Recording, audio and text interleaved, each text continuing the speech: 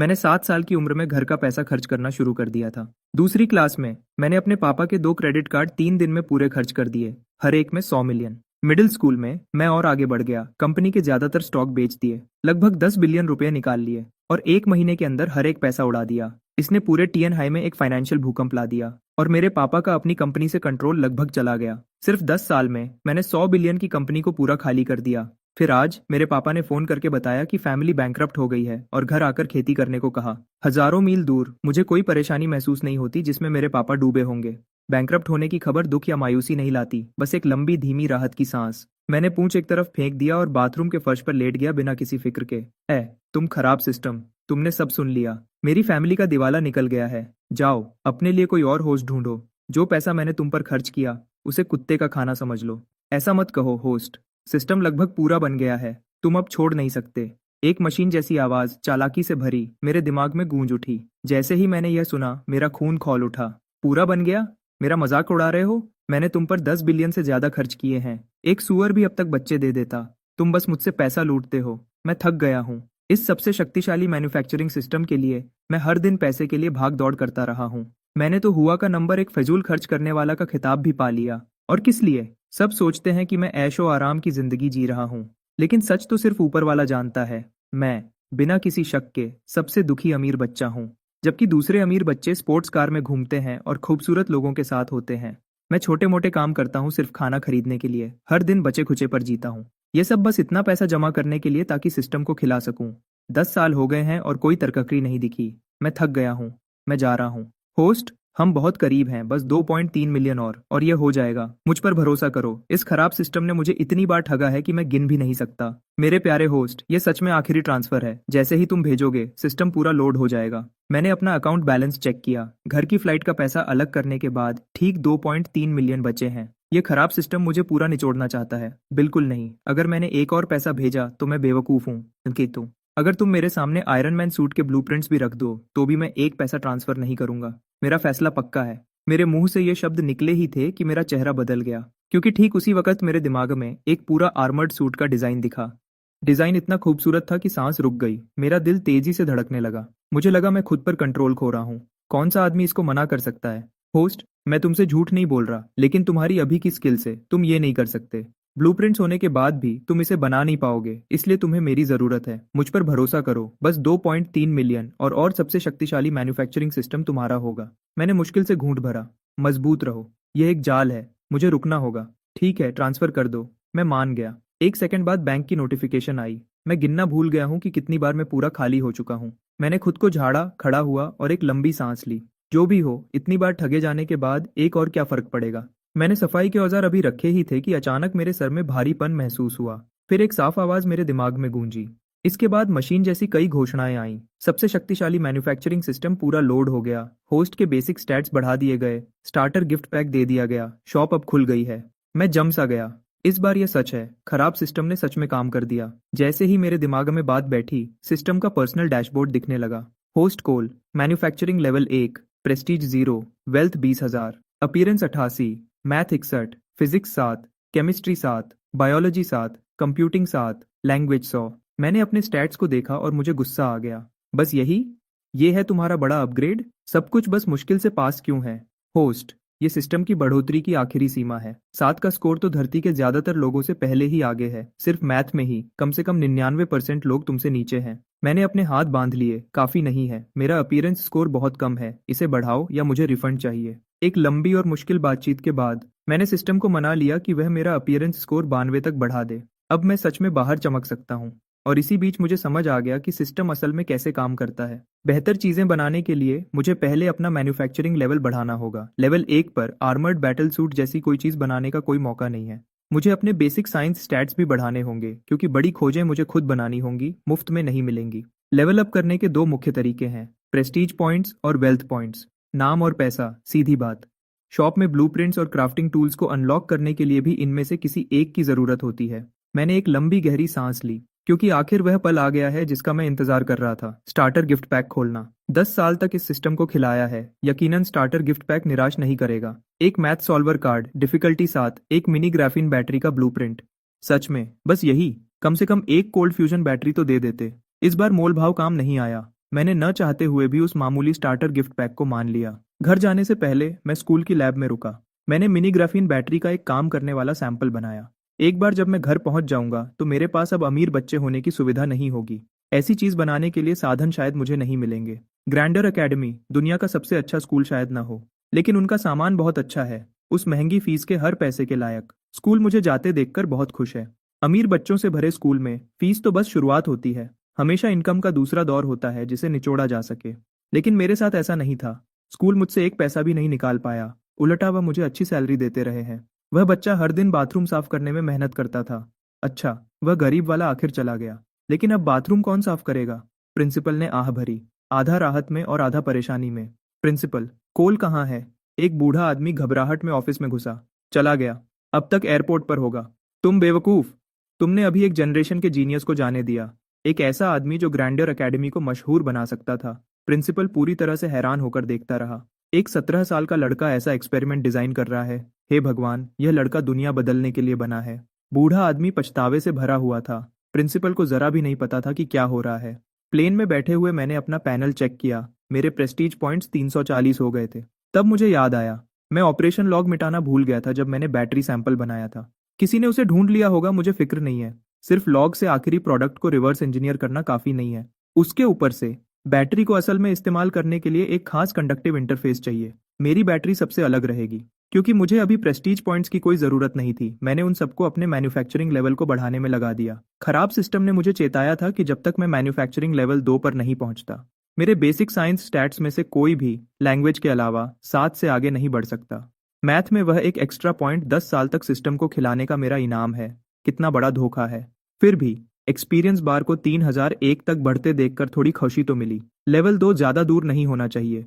अगर मैं wealth points इस्तेमाल करूं तो एक्सचेंज रेट क्या है? 10,000 हर एक्सपीरियंस पॉइंट के लिए। जाहिर है यह खराब सिस्टम मुझे खाली करने के तरीके ढूंढता रहता है। अब से मैं सिर्फ प्रेस्टीज पॉइंट से लेवल अप करूंगा। एक पैसा भी इस खराब सिस्टम को नहीं जाएगा। मैंने यह कसम चुपचाप ली। जैसे ही मैं एयरपोर्ट से बाहर निकला, मैंने अपने माँ बाप को एक बोर्ड पकड़े देखा। वह अच्छे कपड़ों में थे, 7 या 8 बॉडीगार्ड से घिरा हुआ। मैंने पलक झपकाई। लग्जरी कार, पूरी सिक्योरिटी। क्या ये सच में बैंकरप्ट लोग हैं? कुछ तो गड़बड़ है। जैसे ही मैं उनके पास गया, लिली ने मुझे जोर से गले लगा लिया। मुझे बहुत अफसोस है बेटा, तुम्हें इतने वक्त तक अकेला छोड़ने के लिए। देखो तुम्हें कितने पतले हो गए हो। मैंने तुम्हारे पापा से कहा था कि $8 मिलियन हर महीने काफी नहीं होंगे। ये मेरी गलती है। मुझे तुम्हें अलग से पैसा भेजना चाहिए था। विक्टर की पलक फड़की। ये औरत अब एक मुसीबत खड़ी करने वाली है। क्या तुमने पहले ही काफी नुकसान नहीं कर दिया? माँ, क्या हम बैंकरप्ट नहीं हैं? विक्टर ने मुंह खोला, लेकिन लिली ने पहले ही बात काट दी। तुम्हारे पापा की कंपनी चली गई है। हाँ, लेकिन मेरे पास अभी भी पैसा है, तो तुम फिक्र मत करो। तुम्हें जो भी चाहिए बस बताओ, मैं अभी भेज दूंगी। बढ़िया। खराब सिस्टम ने यह सब जरूर सुन लिया होगा। बस वक्त की बात है जब वह और पैसा मांगने आएगा। जैसे ही मैंने सोचा, एक आवाज आई और मेरे पैनल पर एक नया क्वेस्ट दिखा। कैसा मास्टर क्राफ्ट्समैन है जिसके पास अपनी कंपनी नहीं है? स्टारलाइट टेक्नोलॉजी के इकलौते वारिस के रूप में इसे वापस जिंदा करना तुम्हारा फर्ज है। क्वेस्ट: स्टारलाइट टेक्नोलॉजी के सारे कर्ज चुकाओ, पूरे ऑपरेशंस वापस शुरू करो और बिजनेस को फिर से शुरू करो। इनाम: 900 प्रेस्टीज पॉइंट्स, एक चार्म पॉइंट और एक फ्री शॉप ड्रॉ। मैंने चैन की सांस ली। ये अभी भी पैसे से जुड़ा क्वेस्ट है, लेकिन कम से कम इस बार ये सिस्टम की जेब में नहीं जा रहा। पापा, क्या सच में कंपनी को बचाया नहीं जा सकता? मैंने पूछा, हालत जांचने के लिए। विक्टर ने मुझे चुपचाप गर्व से देखा। मेरा बेटा आखिर बड़ा हो गया है। पैसा मांगने की बजाय कंपनी के बारे में पूछ रहा है। लेकिन यह बेकार है। पैसे का अंतर बहुत ज्यादा है। पिछले 2 साल से कंपटीशन बहुत मुश्किल रहा है और हमें बहुत वक्त से कोई अच्छा डील नहीं मिला। मुझे शर्मिंदगी महसूस हुई। मुझे अफसोस है। अगर मैंने कंपनी का पैसा खाली न किया होता तो ये हालत नहीं होती। लिली ने हाथ हिलाकर बात टाल दी, साफ तौर पर गुस्से में। खुद को दोष देने की हिम्मत मत करना। तो क्या हुआ अगर तुमने कुछ पैसा खर्च कर दिया? कोई बड़ी बात नहीं। तुम्हारे पापा की वह कंपनी वैसे भी ज्यादा कुछ नहीं कमाने वाली थी। तुम्हारे साथ या तुम्हारे बिना आखिर में वह बैंकरप्ट हो ही जाती। विक्टर को साफ दर्द हो रहा था, लेकिन इस घर के सबसे नीचे वाले सदस्य के रूप में उसने यह सह लिया। सच कहूं तो लिली पूरी तरह गलत नहीं थी। मैं इस बात में नहीं पड़ूंगा कि बैंकरप्सी के लिए असल में कौन जिम्मेदार है। अब बस यही जरूरी है कि स्टारलाइट टेक्नोलॉजी को बचना होगा। माँ, तुम्हारे पास कितना पैसा है? जितना लिली अपने बेटे से प्यार करती थी, बिना किसी शर्त के, हर तरह से। उन शब्दों ने उसके दिल को झटका दिया। मेरा ये प्यारा बेटा अपने पापा को बर्बाद करने के बाद अब अपनी माँ के पीछे पड़ गया है। कैश में ज्यादा नहीं है, लेकिन मेरे पास जमीन जायदाद, स्टॉक्स और ऐसी चीजें हैं। इसमें से कुछ भी तुम्हारे पापा की कंपनी से जुड़ा नहीं है। ये सब तुम्हारा है। माँ, मैं स्टारलाइट टेक्नोलॉजी को वापस लाना चाहता हूँ। क्या तुम्हारे पास उसके लिए काफ़ी पैसा है? लिली हैरानी से देखती रही, कुछ बोल नहीं पाई। विक्टर को ठंडा पसीना आ गया। विक्टर ने मुश्किल से अपना नुकसान कम किया था और जो थोड़ा बहुत बचा था उसे बचाया था। फैमिली के लिए आखिरी सहारा जमा कर रहा था और अब यह बच्चा सब कुछ बर्बाद करना चाहता है। विक्टर ने गला साफ किया। बेटा, कंपनी का काम मुझ पर छोड़ दो। तुम अभी छोटे हो, स्कूल पर ध्यान दो। मैं तुम्हें कुछ दिन में नया स्कूल ढूंढ दूंगा। 2 साल चुपचाप पढ़ाई करो। मैं यह सब नहीं सुनूंगा। मैंने लिली के गले में हाथ डाले और मिन्नत की। माँ, मुझ पर भरोसा करो। मुझे पैसा दो और मैं स्टारलाइट टेक्नोलॉजी को वापस लाऊंगा। अगर मैं इसे नीचे गिरा सकता हूं तो मैं इसे वापस ऊपर भी ला सकता हूं। विक्टर का चेहरा पूरी मायूसी से भर गया। सब खत्म हो गया। उसका ये बेवकूफ बेटा रुक ही नहीं सकता। जिंदगी बहुत बहुत लंबी लग रही है। मैंने लिली का फोन लिया और तुरंत उसकी जायदाद देखने लगा। मुझे नहीं पता कि यह काफी होगा या नहीं स्टारलाइट टेक्नोलॉजी को बचाने के लिए। पापा, लगभग कितने की बात कर रहे हैं हम? विक्टर का चेहरा राख जैसा सफेद हो गया। खामोशी। उसने जवाब देने से मना कर दिया। लिली ने घूंट भरा। बेटा, परसों कोर्ट जगह को सील करने आ रहा है। तुम इतने कम वक्त में इतना पैसा जमा नहीं कर सकते। विक्टर तुरंत खुश हो गया। सही, कोई कैश पैसा नहीं है। अगर बच्चा खर्च करना भी चाहे तो नहीं कर सकता। मैं चिंता में पड़ गया। बैंक लोन का क्या? लिली का चेहरा अजीब हो गया। उसे समझ नहीं आया कि क्या जवाब दे। विक्टर थोड़ा हंसा। बेटा, क्या तुम्हें सच में लगता है कि बैंक हमें कुछ देगा? बैंक ही हमारा सबसे बड़ा कर्जदाता है। हमारा नाम काट दिया गया है। तुम्हें पता है मैंने कितनी मेहनत की थी इतना सब बचाने के लिए। मैंने लंबी सांस ली और जल्दी से चीजें बेचने का तरीका सोचने लगा। हम घर नहीं जा रहे क्या? मैंने अचानक देखा कि हम बिल्कुल गलत रास्ते पर जा रहे हैं। आज स्टेला का 17वां जन्मदिन है। हम उनके घर जा रहे हैं मुफ्त खाना खाने, लिली ने बताया। मैं अभी घर आया था और हम अभी से दिवालिया होने और पार्टी की बातें कर रहे हैं। कंपनी के बंद होने से लिली डर गई है। उसने सोचा है कि अब खर्च कम करना पड़ेगा। मुफ्त खाना तो मुफ्त खाना ही होता है। स्टेला, मेरी आंखें बड़ी हो गईं। ऐसा नहीं हो सकता। पहले दिन वापस आया हूं और अभी से उससे मिलना पड़ेगा। विक्टर ने सर हिलाया। हाँ, सच में कितनी शर्म की बात है। पहले मैंने उसके पापा को शराब पिलाई थी और एक शादी का कॉन्ट्रैक्ट साइन करवा लिया था। फिर मैंने वह चीज खो दी और अब हमारी हालत ऐसी है कि हम उनके दरवाजे पर जा भी नहीं सकते। लिली ने नाउम्मीदी से अपना सर हिलाया। इतनी जरूरी चीज कोई कैसे खो सकता है? स्टेला एकदम परफेक्ट बहू होती और तुमने उसे ऐसे ही घंवा दिया। मैं चुपचाप जमीन की तरफ देखने लगा। सच तो यह है कि वह शादी का कॉन्ट्रैक्ट घुमा नहीं था। मैंने उसे चुराया था। तब मैं सिस्टम को पैसे देने के लिए बहुत बेचैन था। मैंने कॉन्ट्रैक्ट उठाया और स्टेला को $5 करोड़ में वापस बेच दिया। यह तो इतिहास का सबसे अजीब ब्रेकअप होगा। पहले स्टेला ने सोचा कि उसने अच्छा सौदा किया है, लेकिन जितना उसने इसके बारे में सोचा उतना ही उसे गलत लगा। यह लड़का रिश्ता तोड़ने आता है और उससे इसके लिए पैसे भी लेता है। कितनी हिम्मत है इसकी। वह बदला लेने आई थी, लेकिन मैं तब तक विदेश जा चुका था। पूरा मामला ऐसे ही खत्म हो गया। मैं डिनर से बचने का बहाना बनाने ही वाला था कि तभी कुछ समझ आया। स्टेला का जन्मदिन, वहां बहुत सारे अमीर मेहमान होंगे, है ना? लगभग सब बड़े पैसे वाले। अगर मेरा रिश्ता बहुत पुराना नहीं होता हैरोल्ड के साथ तो शायद हम लिस्ट में भी नहीं होते। मैं मुस्कुराया। एक कमरा अमीर लोगों से भरा हुआ। लगता है पैसे निकालने का अच्छा मौका है। एक काम पूरा करना है। घमंड इंतजार कर सकता है। जैसे ही हम तीनों एसयू फैमिली के घर पहुंचे तुरंत शोर शराबा शुरू हो गया। FWAS का नंबर 1 बेकार आदमी, 10 साल का खर्च करने वाला चैंपियन, तियानहाई का पैसे उड़ाने वाला राजा, एक जिंदा लेजेंड उनके बीच चल रहा है। वह वापस आ गया है। यंग कोल, तुम आखिर वापस आ गए। और ज्यादा देर होती तो पता नहीं मैं कैसे जीता। एक मोटा, बहुत उत्सुक आदमी मेरे पैरों पर गिर गया। मैं सच में भावुक हो गया।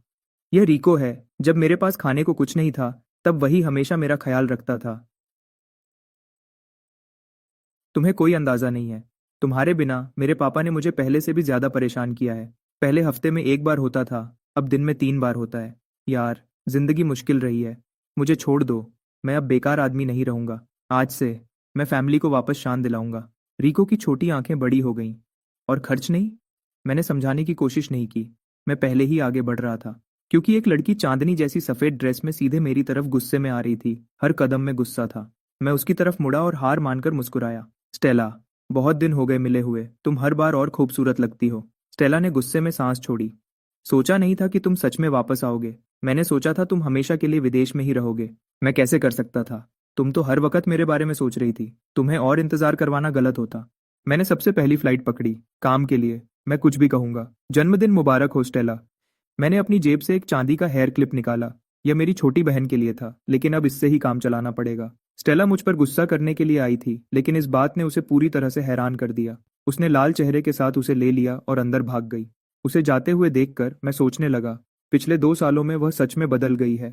और उस शादी के कॉन्ट्रैक्ट के बारे में सोचकर, यार, मैंने सच में अपने आप को कम समझा। जितना मैं इसके बारे में सोचता हूँ उतना ही बुरा लगता है। और तभी एक नया ख्याल आया, सीधे उसके पीछे जाओ। मैंने हमेशा सोचा है कि एक बड़े अमीर प्लेबॉय के तौर पर एक अच्छी लड़की के कमरे में अंदर बाहर जाना बिल्कुल नॉर्मल है। तो मैं अंदर चला गया जैसे ये जगह मेरी हो। स्टेला वहां बैठी थी, अपने हाथों में हेयर क्लिप घुमाते हुए। उसे बिल्कुल पता नहीं था कि कोई अंदर आया है। तभी एक चीख हवा में गूंज उठी। मैं आगे बढ़ा और उसके मुंह पर हाथ रख दिया। चिल्लाओ मत, मैं यहाँ परेशानी खड़ी करने नहीं आया हूँ। मुझे ये बिल्कुल नहीं चाहिए कि नीचे वाले सब ऊपर भागकर आ जाएं। तुम क्या कर रहे हो? उसका चेहरा लाल हो रहा था। उसकी जिंदगी में किसी भी चीज ने उसे इसके लिए तैयार नहीं किया था। धीरे से मैंने अपना हाथ छोड़ा। देखो, मुझे तुमसे कुछ बात करनी है। वह शादी का कॉन्ट्रैक्ट जो मैंने तुम्हें 2 साल पहले दिया था, वह असल में एक कॉपी थी। असली वाला अभी भी मेरे पास है। जिन वजहों को वह बता नहीं सकती थी, उनसे स्टेला का दिल तेजी से धड़क रहा था। उसके पापा, सच में। थोड़ी सी शराब पीकर उसने अपनी बेटी की जिंदगी इस बेकार आदमी के नाम कर दी। लेकिन तब उसने सोचा, रुको, क्या वह और अच्छा दिखने लगा है? तो यह है डील। मैं इसे अभी भी 5 करोड़ पर ही रखूंगा जैसे पहले था। पैसे भेज दो और मैं तुम्हें असली कॉन्ट्रैक्ट ला कर दूंगा ताकि तुम उसे खुद फाड़ सको। बिल्कुल नहीं, तुम बेशर्म आदमी। बाहर जाओ। आधी विला ने उसकी गुस्से वाली चीख सुनी। जब मैं स्टेला के कमरे से चुपचाप बाहर निकला, कमरे में हर आंख मुझ पर टिक गई। वही पुराना, सिर्फ खर्च करने वाले चैंपियन में ही इतनी हिम्मत हो सकती है। मिस्टर सू, अगर मैं आपको बताऊं कि स्टेला और मैं सिर्फ बिजनेस की बात कर रहे थे, क्या आप मुझ पर यकीन करेंगे? बिल्कुल नहीं। एक मुट्ठी जो रेत की बोरी जितनी बड़ी थी सीधे मेरे चेहरे की तरफ आई। मुझे पूरी तरह से नीली आंख मिल गई। बाकी का डिनर बिल्कुल बेजार था। लिली पूरे समय मेरा ख्याल रखती रही, हर कुछ मिनट में मेरी आंख पर मरहम लगाती रही। विक्टर दूसरी तरफ अपनी खुशी छुपा नहीं पा रहा था। अपनी हद में रहना चाहिए था येसु फैमिली की छोटी राजकुमारी को परेशान करने के बजाय। हैरल्ड, बहुत अच्छा किया। मैंने टेबल के उस पार स्टेला को एक दुखी नजर से देखा, लेकिन उसने मुझे अपनी जुबान दिखाई एक खुश मुस्कान के साथ, जिसने सब कुछ और बुरा कर दिया। जैसे ही डिनर खत्म होने लगा और हैरल्ड अपनी जगह से उठा, मैंने अपना मौका पकड़ा। मैं चुपचाप स्टेला के पास चला गया। स्टेला, तुम्हारी फैमिली के पास कहीं माइक्रोफोन होगा, है ना? मुझे उधार दे दो। स्टेला ने खुद से कहा कि उसे मुझे इग्नोर करना चाहिए, फिर भी उसने पूछ ही लिया, तुम्हें माइक्रोफोन किस लिए चाहिए? मैंने उसकी आंखों में देखा। मेरा चेहरा गंभीर और स्थिर था। मुझे कुछ जरूरी बताना है, कुछ ऐसा जो पूरी दुनिया को सुनना चाहिए। स्टेला ने अपने दोनों हाथ अपने गर्म गालों पर रख लिए। वह सबके सामने इजहार करने वाला तो नहीं है ना? वह इसके लिए तैयार नहीं है। कोई हैरानी नहीं कि उसने वापस आते ही शादी के कॉन्ट्रैक्ट की बात की। वह बेकार है, ठीक है, लेकिन वह सच में थोड़ा हैंडसम तो है। उस नीली आंख के साथ भी, सच में। हजार ख्याल उसके दिमाग में दौड़ गए एक ही सेकंड में। वह पूरी तरह से जम गई। स्टेला, ठीक है ना? बिना जाने कि क्यों, स्टेला ने सर हिलाया। माइक्रोफोन कहाँ है? उसने पास के काउंटर की तरफ इशारा किया। स्टेला जमीन की तरफ देख रही थी, इतनी घबराई हुई थी कि मुझे देख नहीं पा रही थी। वह सोच रही थी कि क्या उसे चुपचाप निकल जाना चाहिए, क्योंकि वह सच में इसके लिए तैयार नहीं थी। मैंने इसमें से कुछ भी नहीं देखा। मैंने माइक्रोफोन पकड़ा, गला साफ किया और बिना हिचकिचाए बोला, देवियों और सज्जनों, नमस्ते। जैसे ही मेरी आवाज कमरे में गूंजी, हर सर मेरी तरफ घूम गया। हैरल्ड वापस विक्टर के बगल में अपनी जगह पर बैठ गया। विक्टर और लिली को घूर रहा था, एक बहुत उलझे हुए चेहरे के साथ। विक्टर और लिली ने एक दूसरे को बेबस नजर से देखा। अपनी जिंदगी में उन्होंने कभी भी सही से अंदाजा नहीं लगाया कि वह क्या करने वाला है। हैरल्ड ने स्टेला की तरफ देखा। उसका चेहरा लाल था, उसके चेहरे पर तनाव था। उसने चुपचाप अपनी मुट्ठी बंद की। अगर इस छोटे बदमाश ने हिम्मत की तो कुछ भी सोचने की, मैं पक्का करूंगा कि दूसरी आंख भी वैसी ही हो जाए। सब लोग सोचते हैं कि मैं बेकार आदमी हूं, लेकिन मैं यहाँ कहने आया हूं कि यह सिर्फ नासमझी की दुनिया है। क्योंकि मैं सिर्फ खर्च करना नहीं जानता, मैं बनाना भी जानता हूँ। रिको ने नीचे अपना सर खुजाया, परेशान था। क्या वह सच में गंभीर है? क्या इसका मतलब है कि अब यह टाइटल मुझे मिलेगा? जैसे ही मैं प्लेन से उतरा, मुझे पता चला कि स्टारलाइट टेक्नोलॉजी बंद हो गई है, और मैं यहाँ खड़ा होकर यह दिखावा नहीं करूंगा कि इसका मुझ पर कोई असर नहीं हुआ। स्टारलाइट टेक्नोलॉजी का अकेला वारिस होने के नाते इसे वापस लाना मेरी जिम्मेदारी है। अमीर मेहमानों ने हैरानी से एक दूसरे को देखा। ये लड़का क्या कर रहा है? स्टारलाइट टेक्नोलॉजी को वापस जिंदा करना, क्या वह गंभीर है? स्टेला भी मुझे देख रही थी, साफ तौर पर उलझी हुई थी। यह वह बिल्कुल नहीं था जो वह सोच रही थी। और क्यों इससे उसे अजीब सी नाउम्मीदी महसूस हो रही थी। इस बार मैं तुम सबका ख्याल बदल दूंगा और दुनिया को दिखाऊंगा मैं बेकार आदमी नहीं हूं, मैं एक जीनियस हूं, और मैं तुम सबको गलत साबित करूंगा। कमरे में सन्नाटा छा गया। किसी को भी थोड़ा सा भी अंदाजा नहीं था कि वह यह कैसे करेगा। आसान है, कर्ज चुकाओ, फिर एक ऐसा प्रोजेक्ट शुरू करो जो पैसे छापे। पूरा हॉल हंसी से गूंज उठा। कहना आसान है, लेकिन क्या तुम्हारे पास पैसे हैं? क्या तुम्हारे पास कोई प्रोजेक्ट भी है? उनका मजाक मुझे छूता नहीं। एक ऐसे आदमी के तौर पर जिसे महान बनना है, मैंने बहुत पहले ही कम समझे जाने की बात मान ली है। मैं जानता हूँ कि तुम में से कोई भी मेरी फैमिली को पैसे उधार नहीं देगा, तो इसके बजाय मैं एक अच्छी डील दे रहा हूँ। मैंने अभी फैमिली की बची हुई जायदाद देखी है, कुछ खाली जमीन के टुकड़े और कुछ प्रॉपर्टीज। आज रात तुम्हारे बाजार की कीमत के 70% पर, सिर्फ कैश, कोई चाल नहीं, कोई इंतजार नहीं। अभी इसी वक्त पूरा सन्नाटा, कमरे में हर किसी का मुंह खुला रह गया। फिर एक आदमी ने हंसी शुरू की और पूरा हॉल हंसी में डूब गया। सिर्फ रिको देख रहा था, उसकी आंखों में आंसू थे। वही है मेरा भाई। बहुत सी आंखें विक्टर और लिली की तरफ घूम गईं। सच में कमाल के माँ बाप। वह दोनों वहां बैठे थे, शर्म से लाल चेहरे के साथ। चाहते थे कि जमीन फट जाए और वह उसमें समा जाए। अगर वह उसे अभी के अभी बेदखल कर सकते तो वह कर देते। मैं बोलता रहा, मेरे माँ बाप को मत देखो, वह पूरी तरह से मेरे साथ हैं।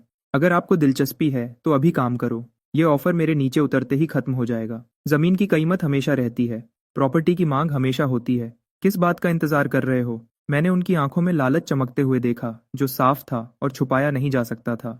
और मेरे सीने में जो गांठ थी वह आखिरकार खुल गई। हमारे पास कैश है, स्टारलाइट टेक्नोलॉजी सफल होगी। 15 मिनट से भी कम टाइम में मैंने फैमिली के बचे हुए सारे सामान बेच दिए हैं। 3 बिलियन नकद, ये काफी से भी ज्यादा होना चाहिए। विक्टर कंपनी के अकाउंट बैलेंस को देखता है और ऐसा लगता है जैसे उसने अपनी किस्मत मान ली हो। ठीक है, लड़के की नीयत अच्छी है। इस बूढ़े शरीर के लिए एक और बार मुश्किल। यंग कोल, तुम सच में सबसे बड़े मददगार हो जो टीएनआई ने कभी देखा है। कोई मेरी तरफ चैंपेन का एक ग्लास उठाता है। मैं उसे मुस्कुराते हुए ले लेता हूँ और पीता हूँ। आप मेरी तारीफ कर रहे हैं। यह तो बस बिजनेस था, इसमें कोई एहसान नहीं था। वह आदमी जिसे हम मिस्टर बाई कहेंगे, अपनी हंसी मुश्किल से रोक पाता है।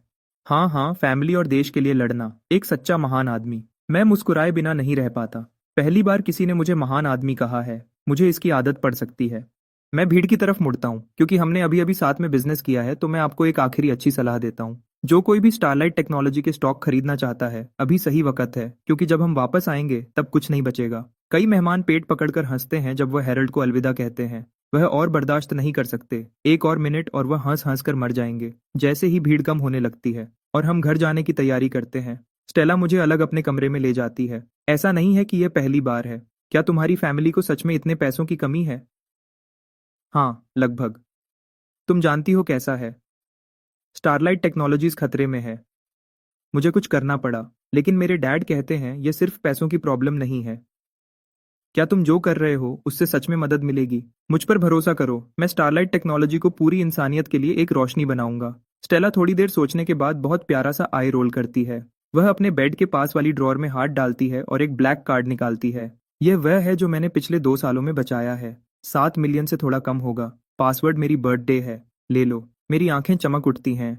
मैं शर्मिंदा होकर कार्ड ले लेता हूँ। कितनी अच्छे दिल वाली लड़की है। हालांकि 2 सालों में 7 मिलियन बचाना वह लगभग मेरे पुराने सेल्फ की बराबरी कर रही है। फिक्र मत करो, मैं तुम्हें असली कॉन्ट्रैक्ट लाकर दूंगा, जो पक्का असली होगा। निकलो। अच्छा हुआ मेरे लिए, मैं काफी तेज हूँ। दूसरी आंख सही सलामत बच जाती है। आज रात की सामान की बिक्री पैसा जमा करने के अलावा मुझे 100 प्रेस्टीज पॉइंट्स भी दिलाती है। मुझे नहीं पता सिस्टम ये सब कैसे कैलकुलेट करता है। करोड़ों का एक डील, और उससे मुझे कम प्रेस्टीज मिलता है जितना स्कूल के एक लैब एक्सपेरिमेंट से मिलता है। गाड़ी में वापस आकर मैं आखिर पूछता हूँ, डैड, क्या यह काफी है? विक्टर एक लंबी थकी हुई सांस छोड़ता है। बात यह है, स्टारलाइट टेक्नोलॉजी की प्रॉब्लम कभी सिर्फ पैसा नहीं थी। कंपनी आधे साल से भी ज्यादा बंद पड़ी है। कोई ऑर्डर नहीं, कोई प्रोजेक्ट नहीं। असली प्रॉब्लम यह है। मैं शांति से मुस्कुराता हूँ और अपनी छाती थपथपाता हूँ। यह मुझ पर छोड़ दो। तुम कंपनी को वापस खड़ा करो, मैं ऑर्डर्स ढूंढ लूंगा। विक्टर को समझ नहीं आता क्या कहे। एक बच्चा जो बड़ा हो गया है, लेकिन सिर्फ आधा। वह पता नहीं कैसे सबसे ज्यादा थकाने वाला होता है। अगली सुबह मैं सुबह होने से पहले उठ जाता हूँ। मैं नीचे आता हूँ तो विक्टर को पहले से तैयार और बाहर जाते हुए देखता हूँ। ऑफिस जा रहे हो अभी से? हाँ, वक्त बर्बाद करने का टाइम नहीं है। हालात जैसे हैं वैसे ही हैं। तुम्हारा डैड एक और बार लड़ेगा। ये बातें दिल को छू जाती हैं। मैं चुपचाप कसम खाता हूँ, मैं अपने डैड को दुनिया का सबसे अमीर आदमी बनाऊंगा, ताकि वह आखिर में आराम कर सके और जिंदगी का मजा ले सके। डैड, इस मौके का फायदा उठाओ और कंपनी को साफ करो। हर उस आदमी को निकाल दो जिसने कंपनी को खून चूसा है। विक्टर हल्का सा कंधे उचकाता है, जैसे सब जानता हो। वह पहले से ही यह प्लान कर रहा था। मुश्किल वक्त में असली चेहरे दिखते हैं, और विक्टर ने अब उनमें से बहुत सारों को साफ साफ देख लिया है। अगर स्टारलाइट टेक्नोलॉजी को फिर से उठना है तो बेकार लोगों को जाना होगा। और प्रोजेक्ट्स के बारे में अभी टेंशन मत लो। मैं आज एक बड़ा डील पकड़ लूंगा, बाकी हम वहां से देख लेंगे। विक्टर वहीं रुक जाता है। बेटा, क्या तुम अभी भी नींद में हो? वापस जाकर सो जाओ। तुम अभी भी बड़े हो रहे हो। मुझे कम समझा जाने की आदत बहुत पहले से पड़ चुकी है। डैड, देखो, आज रात तक मेरे पास ड्रैगन क्रेस्ट ग्रुप से एक कॉन्ट्रैक्ट होगा। विक्टर पलक झपकता है, फिर हंसता है। Dragon crest group? हाँ बेटा, जरूर होगा। विक्टर जब ऑफिस पहुंचता है तभी उसे याद आता है। ड्रैगन क्रेस्ट ग्रुप आज टीएन हाई में एक बिडिंग इवेंट कर रहा है, जो मैन्युफैक्चरर्स ढूंढ रहे हैं दो नए फोन मॉडल्स बनाने के लिए। स्टारलाइट टेक्नोलॉजी अपनी अभी की हालत में साफ तौर पर क्वालिफाई नहीं करती। यह मौका उनकी पहुंच से बाहर है। वह अपना सर हिलाता है और उस सोच को अलग कर देता है। विक्टर खुद को काम में झोंक देता है। उसे मानना पड़ेगा, उसके बेटे के इस या तो सब या कुछ नहीं वाले कदम ने कुछ फिर से जगा दिया है वह आग जो उसे शुरुआत में महसूस हुई थी। इसी बीच ब्रेकफास्ट खत्म करने के बाद मैं एक शेयर्ड बाइक पर बैठ जाता हूँ और ड्रैगन क्रेस्ट प्लाजा की तरफ साइकिल चलाता हूँ। कोई और रास्ता नहीं। हमारी हर लग्जरी गाड़ी कल रात बेच दी गई थी। बिडिंग के अलावा ड्रैगन क्रेस्ट ग्रुप आज एक प्रेस कॉन्फ्रेंस भी कर रहा है। प्लाजा भरा हुआ है। हर जगह इंडस्ट्री के लोग और रिपोर्टर्स हैं। मैं अपने सामने लोगों के समुंदर को देखता हूँ और मेरे सीने में कुछ हलचल होती है। एक सच्चा आदमी सबसे ऊपर खड़ा होता है, नीचे की दुनिया को देखते हुए।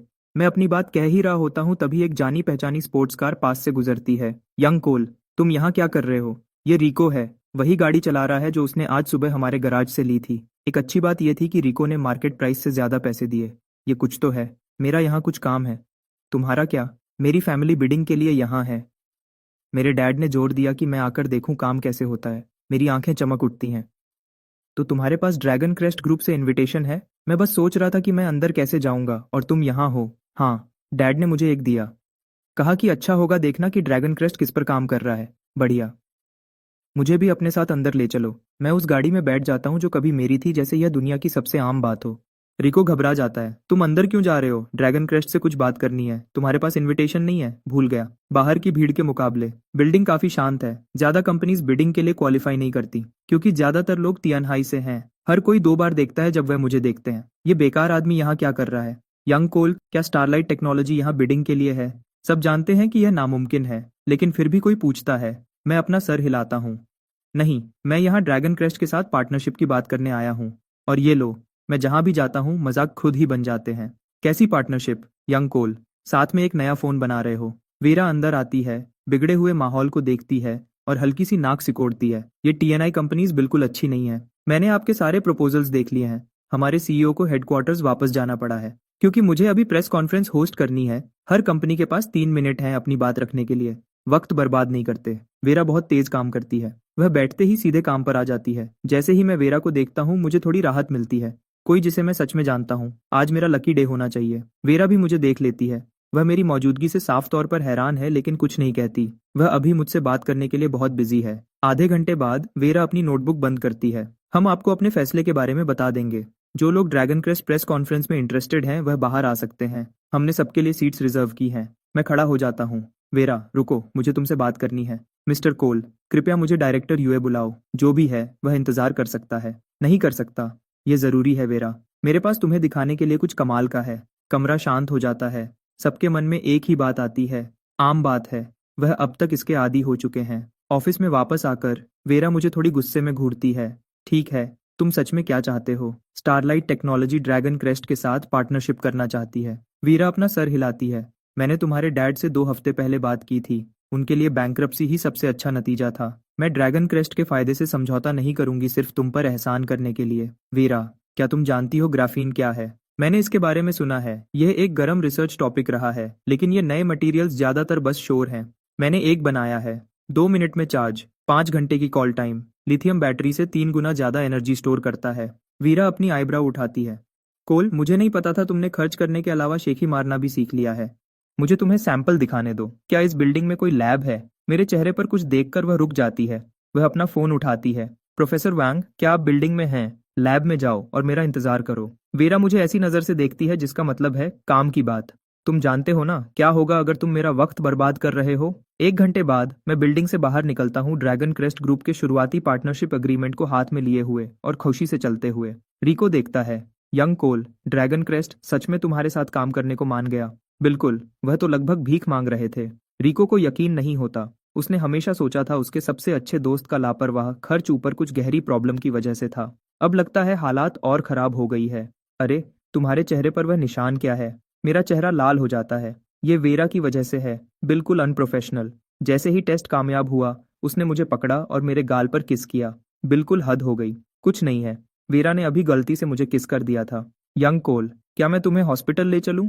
नहीं नहीं, बस मुझे घर ले चलो। ड्रैगन क्रेस्ट ग्रुप की प्रेस कॉन्फ्रेंस बिना किसी रुकावट के खत्म हो जाती है, लेकिन इवेंट से ज्यादा बिजनेस की दुनिया में जिस बात की चर्चा हो रही है वह वेरा का आखिरी में किया गया अनाउंसमेंट है। Dragon crest group starlight technology के साथ पार्टनरशिप करेगा एक नया और कमाल का फोन बनाने के लिए। अपनी ताकत के पीक पर एक बड़ी कंपनी एक ऐसी कंपनी के साथ हाथ मिला रही है जो खत्म होने वाली है कुछ नया बनाने के लिए। ये किसी को समझ नहीं आता। तियानहाई के बड़े लोग इसके बारे में बात करना बंद नहीं कर पाते। विक्टर को इसके बारे में तब पता चलता है जब शेयर होल्डर्स की एक भीड़ उसके ऑफिस में घुस आती है उसे बधाई देने के लिए। विक्टर, तुम कितने चालाक हो, हमें पता ही नहीं था तुमने ये छुपा रखा था। विक्टर, इतने सालों से तुमने एक शब्द भी नहीं कहा। ड्रैगन क्रैश तुम्हारे साथ है, हम पहले से भी ज्यादा मजबूत होकर वापस आएंगे। विक्टर, बस बोलो, हम तुम्हारे साथ हैं, जो भी चाहिए। विक्टर को कुछ समझ नहीं आता क्या कहे। क्या ये सच में वही लोग हैं जो कुछ महीने पहले उसकी कॉल भी नहीं उठाते थे? ये सो कॉल्ड भाई लोग शर्मिंदगी है। स्टारलाइट टेक्नोलॉजी को अभी से पूरी सफाई की जरूरत है। तब दूसरा ग्रुप बोलता है, विक्टर, तुमने ऐसा कैसे किया? इतने सालों से मैं तुम्हें पूरा गलत समझा। ये मत सोचो कि ड्रैगन क्रेस्ट को पाने का मतलब तुम सुरक्षित हो। ड्रैगन क्रेस्ट के स्टैंडर्ड्स बहुत ऊंचे हैं। स्टारलाइट टेक्नोलॉजी खुद को शर्मिंदा करेगी। सही बात है। अभी खुश मत हो विक्टर, तुम्हारे उस बेकार बेटे के होते हुए तुम कितना भी कमा लो वह सब उड़ा देगा, और जब तुम फिर से मुश्किल में आओगे तो वापस मत आना। विक्टर अपनी कुर्सी पर पीछे हो जाता है बिना किसी फिक्र के। वह ऐसे लोगों पर अपनी एनर्जी बर्बाद करना बंद कर चुका है। जब वह उन्हें निकाल देता है वह सीधे घर चला जाता है। वह सच में नहीं सोचता कि मेरा ड्रैगन क्रेस्ट से कोई लेना देना था, और फिर भी मैंने आज सुबह कहा था कि मैं उनके साथ एक डील पकड़ूंगा। और दोपहर तक ड्रैगन क्रेस्ट ने स्टारलाइट टेक्नोलॉजी के साथ पार्टनरशिप का अनाउंसमेंट किया अपनी प्रेस कॉन्फ्रेंस में।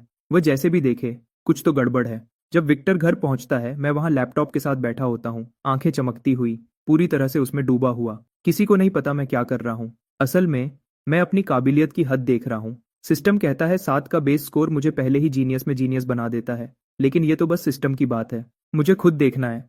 आज का दिन अच्छा गया तो मैं जल्दी घर आ गया कुछ टेस्ट करने के लिए। नतीजे बहुत अच्छे हैं। मैंने मैथ, फिजिक्स और केमिस्ट्री के कंपटीशन लेवल के सारे सवाल निकाले और हर एक को बिना किसी मुश्किल के आराम से हल कर दिया। मुझे और भी हैरानी हुई अपनी लैंग्वेज की काबिलियत पर। कोई भी लैंग्वेज, कोई भी स्क्रिप्ट दुनिया में कहीं से भी, एक बार सुनो, एक बार देखो, समझ आ गया। मैं इतना ही खास हूं। मैं पीछे झुका और छत की तरफ देखकर हंसा। तो ऐसा लगता है जीनियस होना। क्या हो गया है तुम्हें? क्या तुम सच में आज ड्रैगन क्रेस्ट गए थे? क्या तुम्हें कुछ हुआ है? विक्टर चिंता में अंदर आता है। मैंने लैपटॉप बंद कर दिया जब उसे देखा और वापस नॉर्मल हो गया। फिर मैंने आराम से अपने नीचे से एक मुड़ा हुआ डॉक्यूमेंट निकाला, विक्टर को देते हुए। तुम क्या कह रहे हो? ड्रैगन क्रेस्ट किसी को परेशान नहीं कर रहा। ये ड्रैगन क्रेस्ट के साथ हमारा शुरुआती पार्टनरशिप अग्रीमेंट है। देखो, तुम्हारे पास 3 दिन है फॉर्मल कॉन्ट्रैक्ट साइन करने के लिए। विक्टर स्टेयर्स, तुम इतनी इंपॉर्टेंट चीज पे बैठे थे, लेकिन वह इस पर ज्यादा सोच नहीं सकता था। उसने उसे ध्यान से पढ़ा जब वह आखिर तक पहुंचा। विक्टर ने गहरी सांस ली। ये सच में एक असली पार्टनरशिप है। न आउटसोर्सिंग न कॉन्ट्रैक्ट मैन्युफैक्चरिंग, एक बराबर की पार्टनरशिप। ये कैसे मुमकिन है? विक्टर पूछता है। ये किसने साइन किया? वेरा, उसका नाम वहां लिखा है। और वैसे वह पहले ही ड्रैगन क्रेस्ट की वाइस प्रेसिडेंट है। यूए फैमिली उसे साफ तौर पर तैयार कर रही है जिम्मेदारी लेने के लिए।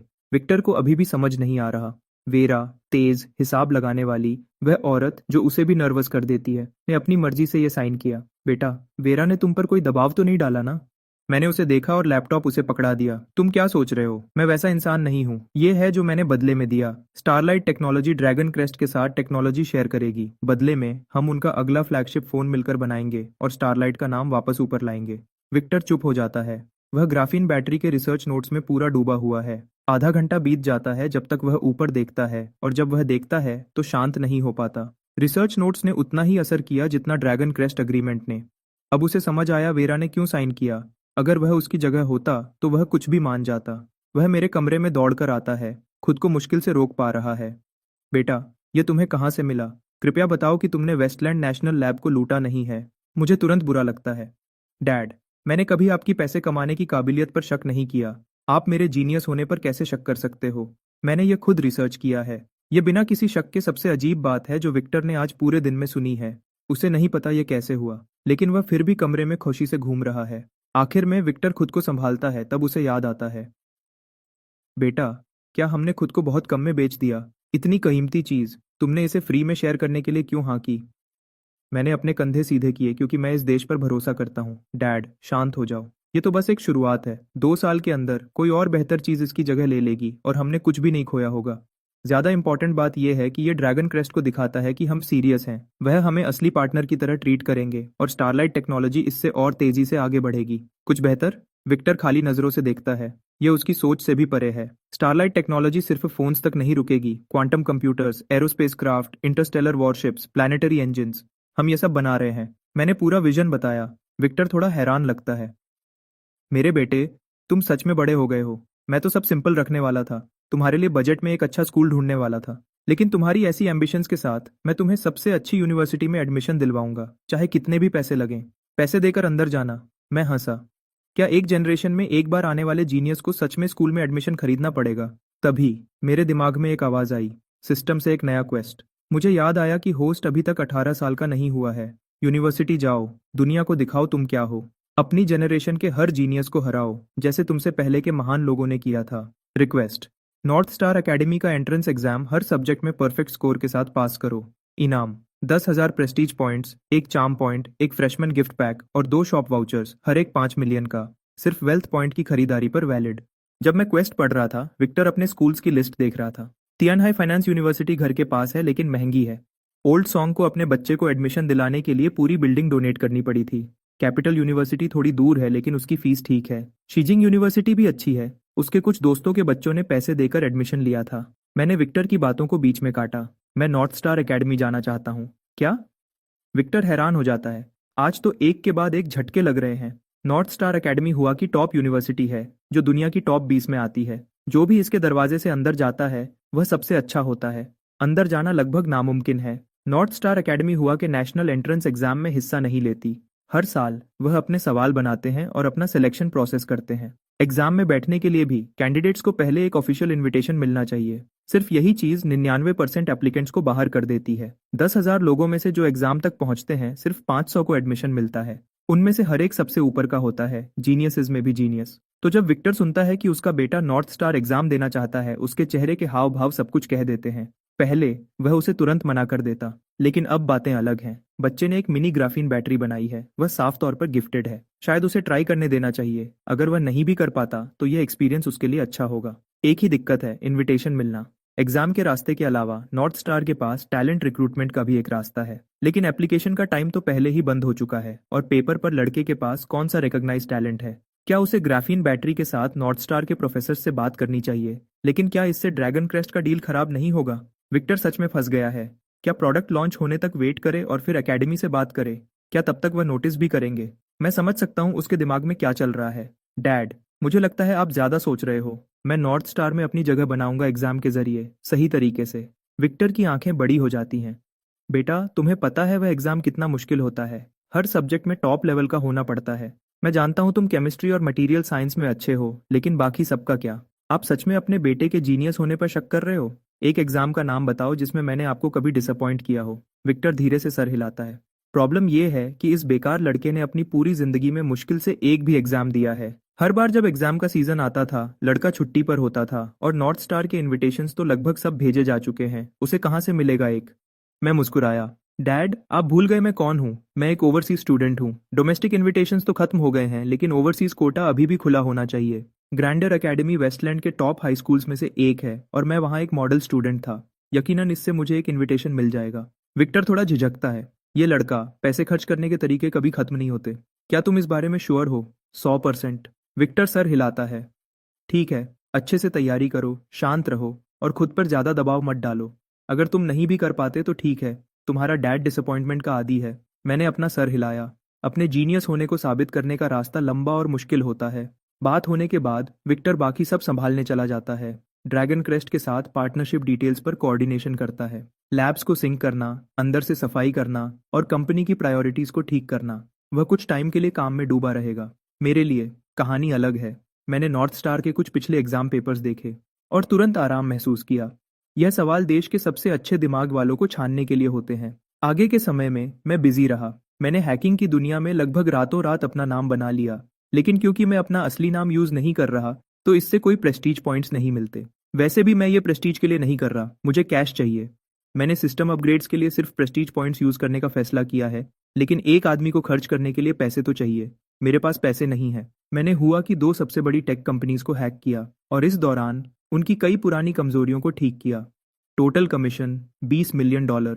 मैं अब दोनों कंपनीज के लिए सिक्योरिटी कंसल्टेंट के तौर पर काम करता हूँ। ये टेक जायंट्स के पास बहुत पैसे हैं। हैरानी नहीं कि सब टेक में जाना चाहते हैं। ये कहानी हैकिंग कम्युनिटी में तेजी से फैल गई। हर जगह के बड़े हैकर्स मुझे लेजेंड कह रहे हैं और मुझे प्यार से डॉग गॉड का टाइटल दे रहे हैं। लिली मुझे हर दिन घर पर देखती है और उसकी चिंता बढ़ती जाती है। वह उनके पैसे नहीं लेगा, वह बस लैपटॉप के साथ बैठा रहता है। क्या ये सच में उनका बेटा है? मैंने एक्सप्लेन करने की जरूरत नहीं समझी। विक्टर की बात करें तो वह इतना बिजी है कि मुश्किल से सोता है। उसके पास मुझे चेक करने का टाइम नहीं है, चाहे वह चाहता भी हो। आखिर में नॉर्थ स्टार एकेडमी एग्जाम का दिन आ गया। मैंने 2 पेन लिए, एक शेयर्ड बाइक पर चढ़ गया और एग्जाम सेंटर पर जल्दी पहुंच गया। एडमिशन के अनाउंसमेंट के मुताबिक ओवरसीज कोटा को मिलाकर नॉर्थ स्टार एकेडमी ने इस साल टियानहाई में कुल 300 इन्विटेशंस भेजे थे। लेकिन जब मैं टियानहाई हाई स्कूल पहुंचा, जो शहर का एक इकलौता एग्जाम सेंटर था, भीड़ बहुत ज्यादा थी। 300 लोग नहीं बल्कि आराम से 3000 से ज्यादा लोग थे। और उसके ऊपर से टियानहाई हाई स्कूल में क्लासेस भी चल रही थी। मैं हैरानी से पलक झपकाया। थोड़ी देर बाद मैं सड़क के किनारे रिको से मिला और उसने सब कुछ क्लियर किया। यंग कोल, मैंने सुना तुम नॉर्थ स्टार के लिए जा रहे थे। सोचा नहीं था तुम सीरियस होगे। तुम हमेशा इतने क्रिएटिव तरीके कैसे ढूंढ लेते हो अपनी जिंदगी बर्बाद करने के? मैंने आसमान की तरफ देखा और लंबी सांस ली। 10 साल तक बेकार समझा जाना, ये एक रात में नहीं बदलता। मैंने एक्सप्लेनेशन नहीं दी। तुम्हारा क्या, एग्जाम देने आए हो? रिको अपना सर हिलाता है। मैं? बिल्कुल नहीं, मैं तो बस थोड़ी एनर्जी लेने आया हूँ। मेरे डैड कहते हैं कि आज यहाँ हर कोई एग्जाम गॉड्स में भी एग्जाम गॉड है। शायद थोड़ी सी किस्मत मुझ पर भी लग जाए मेरे अगले महीने के टेस्ट से पहले। अच्छी सोच है, लेकिन इतने सारे लोग एक ही किस्मत लेने की कोशिश कर रहे हैं। 300 लोगों के लिए यह ज्यादा नहीं होगा। रिको मुंह बनाता है। तुम काउंट नहीं होते यंग कोल। मेरी किस्मत ही खराब है। पहला इंसान जिससे मैं मिला। लगता है आज मुझे कुछ नहीं मिलेगा। ओह वैसे, मेरी फैमिली को ड्रैगन क्रेस्ट से एक मैन्युफैक्चरिंग कॉन्ट्रैक्ट मिला है। लगता है आगे हम स्टारलाइट टेक्नोलॉजी के साथ मिलकर काम करेंगे। ऐसा है क्या? बधाई हो। रिको उतना खुश नहीं लगता जितना सोचा था। सच में यंग कोल, स्टारलाइट टेक्नोलॉजी को ड्रैगन क्रेस्ट कैसे मिला? ये अभी बिजनेस की दुनिया का सबसे बड़ा राज है। लैंड का क्या मतलब? ड्रैगन क्रेस्ट हमारे पास आया। स्टारलाइट टेक्नोलॉजी की काबिलियत तुम्हारी सोच से भी ज्यादा है। रिको को यकीन नहीं होता। उसने अपनी आवाज धीमी की। क्या तुमने सुना लोग क्या कह रहे हैं? बात यह है कि वेरा को तुम पसंद हो, कि तुमने 7 दिन और 7 रातें उसके साथ बिताई अपना नाम साफ करने के लिए, और ड्रैगन क्रेस्ट ने फेवर के तौर पर हेल्प की। मैं गुस्से में बोला, ये कचरा कौन फैला रहा है? क्या मैं वैसा इंसान लगता हूँ? मैं अपनी इज्जत बेचने से पहले अपनी रूह बेच दूंगा। मैं तुम पर यकीन करता हूँ यार, बिल्कुल करता हूँ। लेकिन तुम हाल ही में बिल्कुल गायब थे, और तुम्हें मानना पड़ेगा तुम्हारा चेहरा कुछ ऐसा है जो अमीर लोगों को अट्रैक्ट करता है। सच है। हुआ का नंबर एक बेकार होने के अलावा मैं अमीर औरतों की सबसे पसंदीदा लिस्ट में भी हमेशा रहा हूँ। और अब जब सिस्टम ने मेरा चार्म स्टेट बढ़ा दिया है तो ये और भी बुरा है। रिको भी सोचता है मैं हैंडसम हूँ। मुझे रोना आ रहा है। मैं घर पर पैसे कमा रहा था। रिको बहुत हमदर्दी से मेरा कंधा थपथपाता है।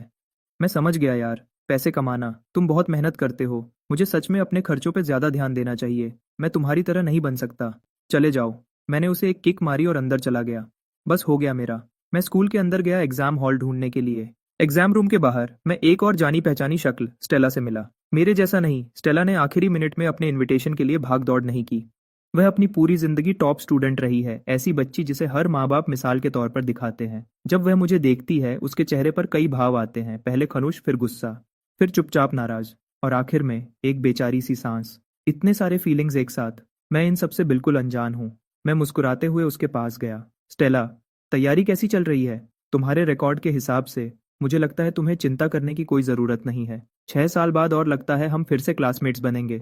चिंता मत करो। मैंने शायद एलिमेंट्री स्कूल में तुम्हें परेशान किया होगा, लेकिन यूनिवर्सिटी में मैं तुम्हारा साथ दूंगा। स्टेला को खुद नहीं पता वह किस बात पर गुस्सा है। उसकी अकड़, उसका बेपरवाह रवैया, या वह अफवाहें। उसने अपना पैर पटका। फिर वह मुड़ती है और एग्जाम हॉल में चली जाती है। दरवाजे पर रुककर पीछे देखती है। अपना बेस्ट दो। इसे अगले महीने के नेशनल एग्जाम के लिए प्रैक्टिस समझो। नॉर्थ स्टार सिलेक्शन एग्जाम के बाद बाकी सबके लिए रेगुलर नेशनल एंट्रेंस एग्जाम आता है।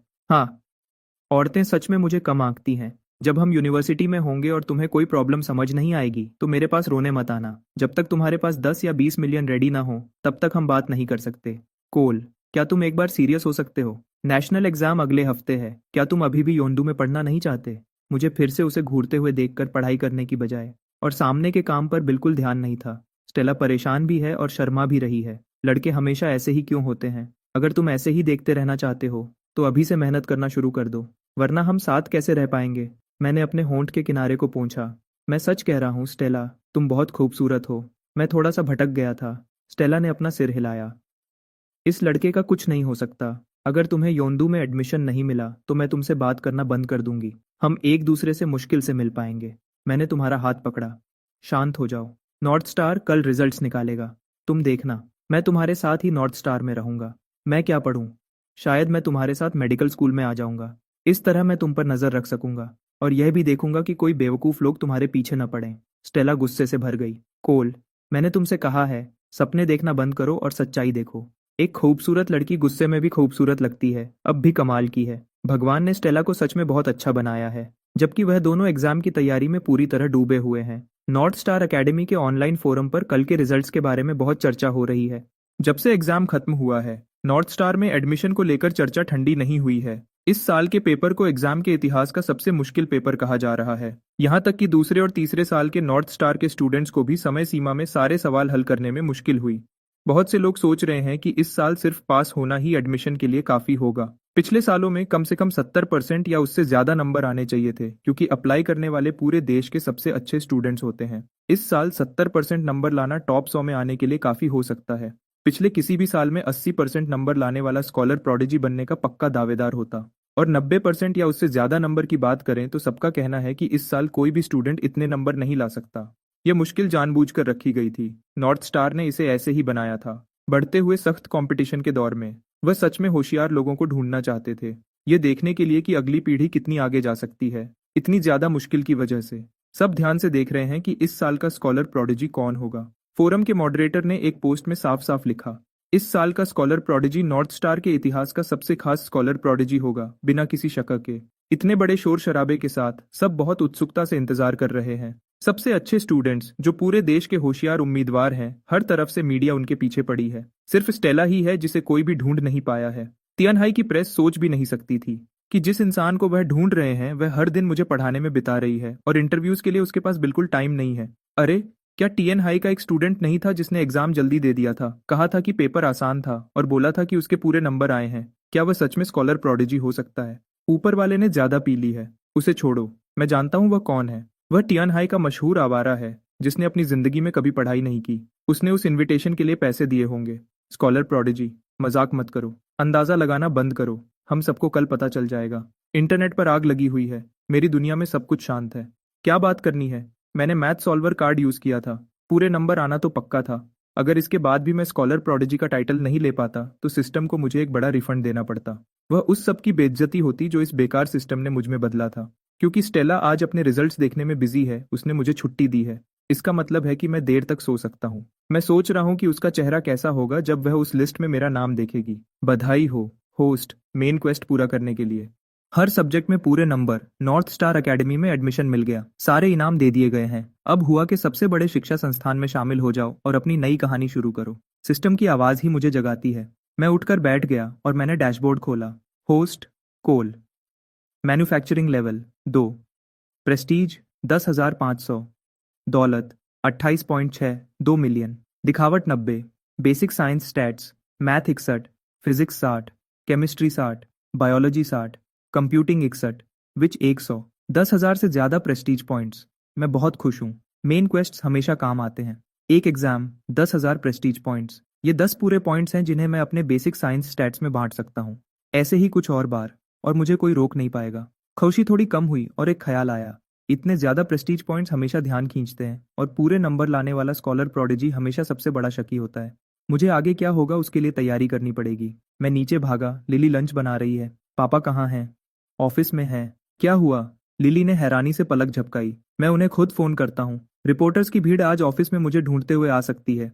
उन्हें सिक्योरिटी को तैयार रखना होगा और शायद यहाँ भी लोग आ सकते हैं। किसी को बिल्डिंग की सिक्योरिटी को पहले से बता देना चाहिए। बेटा, ये सब क्या हो रहा है? लिली की दिल की धड़कन तेज हो गई। मैंने उसे देखकर मुस्कुराया। माँ, क्या तुम भूल गई? आज नॉर्थ स्टार अपने रिजल्ट्स निकालेगा। लगता तो ऐसा ही है, लेकिन इसका हमसे क्या लेना देना? लिली को कुछ समझ नहीं आया।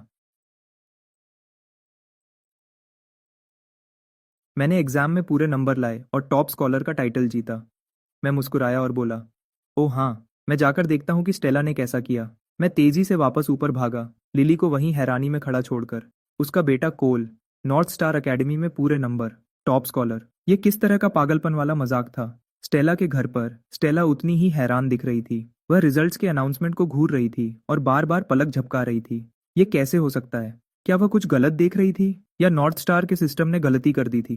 पूरे नंबर वाले पेपर की कई बार जांच होती है जिसमें एग्जाम रूम की सर्वेलेंस फुटेज भी शामिल होती है। ऐसा हो ही नहीं सकता था कि यह गलत पढ़ा गया हो। एसयू फैमिली के घर से ज्यादा दूर नहीं, लिन के घर पर आइरिस लिन जमीन पर गिर गई थी। उसका चेहरा पीला पड़ गया था क्योंकि मुझे दी हुई शर्त की याद उसे वापस आ गई। सब खत्म हो गया।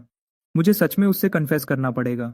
क्या इससे वह बुरी लड़की नहीं बन जाएगी जो अपनी सबसे अच्छी दोस्त के लड़के को छीन लेती है? कोल कितना बुरा लड़का था। विक्टर बोर्ड मीटिंग के बीच में था। वह उस पैटेंट मैनेजमेंट कंपनी पर बात कर रहे थे जो मैंने सुझाई थी। तभी मीडिया की एक भीड़ कंपनी की लॉबी में आ गई। यहाँ तक कि टीएन हाई टीवी ने भी अपनी टीम भेजी थी। लॉबी लगभग बंद हो गई थी। उन्होंने कहा कि वह सब आपका इंटरव्यू लेने आए हैं सर। कुछ लोग एक्सक्लूसिव इंटरव्यूज के लिए जोर दे रहे थे। हम उन्हें रोक नहीं पाए। यह सब क्या हो रहा था? लेकिन उसके दिमाग में तुरंत कुछ क्लिक हुआ और उसका चेहरा बदल गया। क्या ग्राफीन बैटरी लीक हो गई थी? लेकिन वह अभी भी लैब में थी। सेफ्टी टेस्टिंग भी पूरी नहीं हुई थी। डिवाइस में लगाना तो दूर की बात थी। ड्रैगन क्रेस्ट ऐसे खुद को सामने नहीं लाएंगे है ना? रिपोर्टर्स अभी नीचे जमा हैं और कह रहे हैं कि जब तक वह आपसे मिल नहीं लेते तब तक नहीं जाएंगे सर। इंटरव्यू के इंतजाम पक्के करो और उन्हें पहले रिसेप्शन रूम में इंतजार करने को कहो। वह असल में किस बारे में बात करना चाहते हैं? स्टारलाइट टेक्नोलॉजी अभी अभी बैंक्रप्सी से बची है। हमारी तरफ से रिपोर्ट करने के लिए शायद ही कुछ है। नीचे बहुत शोर शराबा है। मैं आपको बताने के लिए जल्दी से ऊपर आया। मुझे पूरी बात समझ नहीं आई। लगता है ये यंग मास्टर कोल के बारे में है। यंग मास्टर कोल के टॉप स्कॉलर बनने के बारे में कुछ? क्या? विक्टर और उस कॉन्फ्रेंस रूम में हर इंसान हॉन्ग को घूरने लगा। हॉन्ग? कौन सा टॉप स्कॉलर?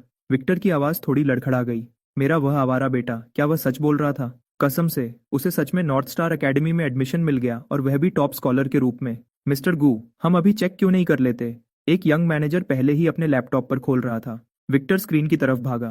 पहला स्थान कोल गू, तियानहाई से 350 पॉइंट्स। मैनेजर ने पूछा, मिस्टर गू, क्या तियानहाई में यंग मास्टर कोल के नाम का कोई और भी है? यह सच में यंग मास्टर कोल ही है, एक और भरोसेमंद सहायक ने कहा। जब मैं एडमिशन टिकट्स लेने गया था तो उसका ही नाम था और क्योंकि हमने देर से रजिस्टर किया था उसका एग्जाम नंबर लिस्ट में पीछे की तरफ था। विक्टर ने अपना सिर पीछे किया और जोर से हंसा।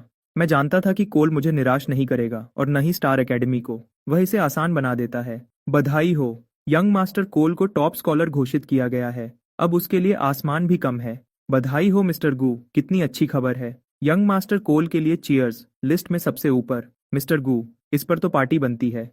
हाँ, मैं बहुत खुश हूँ। हाँ, हम पार्टी कर रहे हैं। हॉन्ग, सबको बता दो, हम अपने बेटे के नॉर्थ स्टार एकेडमी में एडमिशन का जश्न मना रहे हैं। स्टारलाइट टेक्नोलॉजी के सभी एम्प्लॉयज को 3 दिन की छुट्टी डबल सैलरी के साथ मिलेगी और सबको इस महीने 20% परफॉर्मेंस बोनस मिलेगा। हॉन्ग खुशी से चमक उठा। मिस्टर गू जिंदाबाद। ड्रैगन क्रेस्ट के साथ पार्टनरशिप से पूरी इंडस्ट्री को जलन हो रही थी, लेकिन सिर्फ स्टारलाइट टेक्नोलॉजी के लोग ही जानते थे कि हाल ही में काम का बोझ कितना ज्यादा था।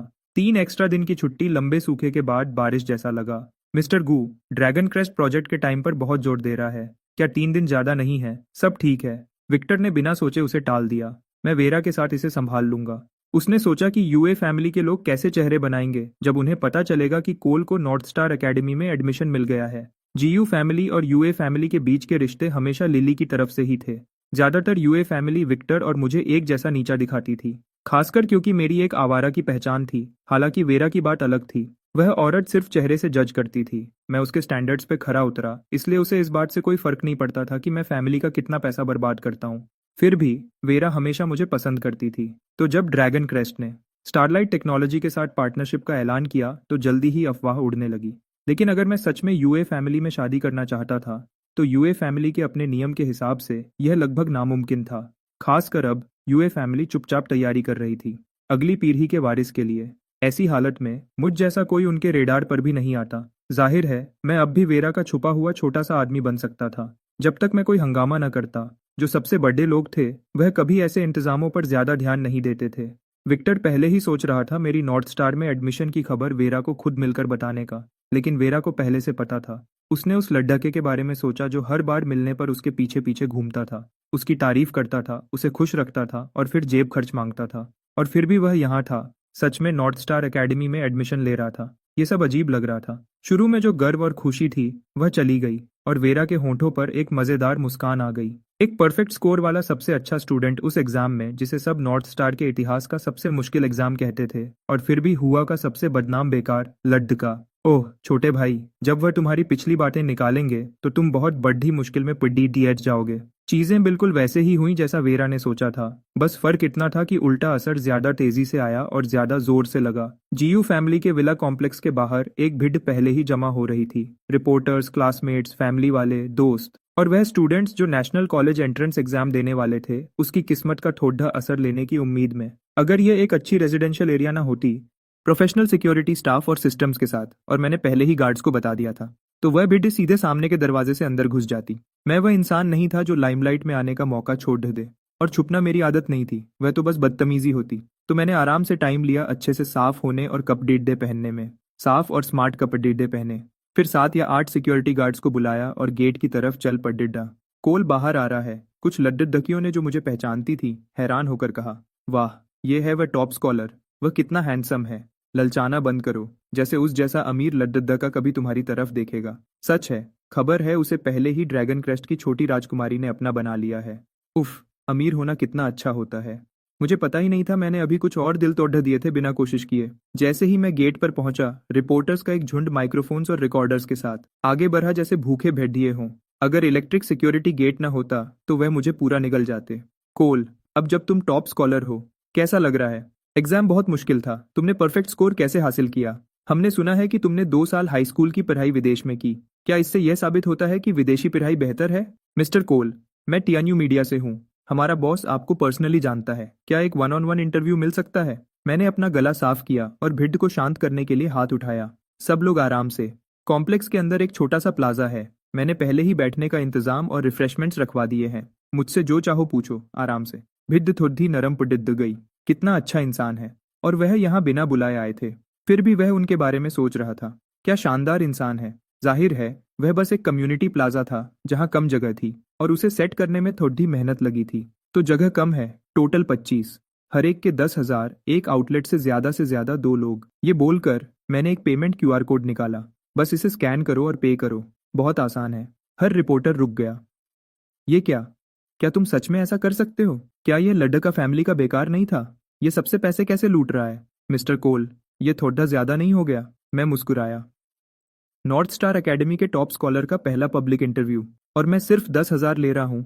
ये तो लगभग मुफ्त में देना हुआ। अगर लोगों को पता चला कि मैंने इतने कम पैसे लिए तो वह कहेंगे कि मैं सच में बेकार हूँ। तो जल्दी करो, सिर्फ 25 जगह हैं। जिसे दिलचस्पी नहीं है वह जा सकता है।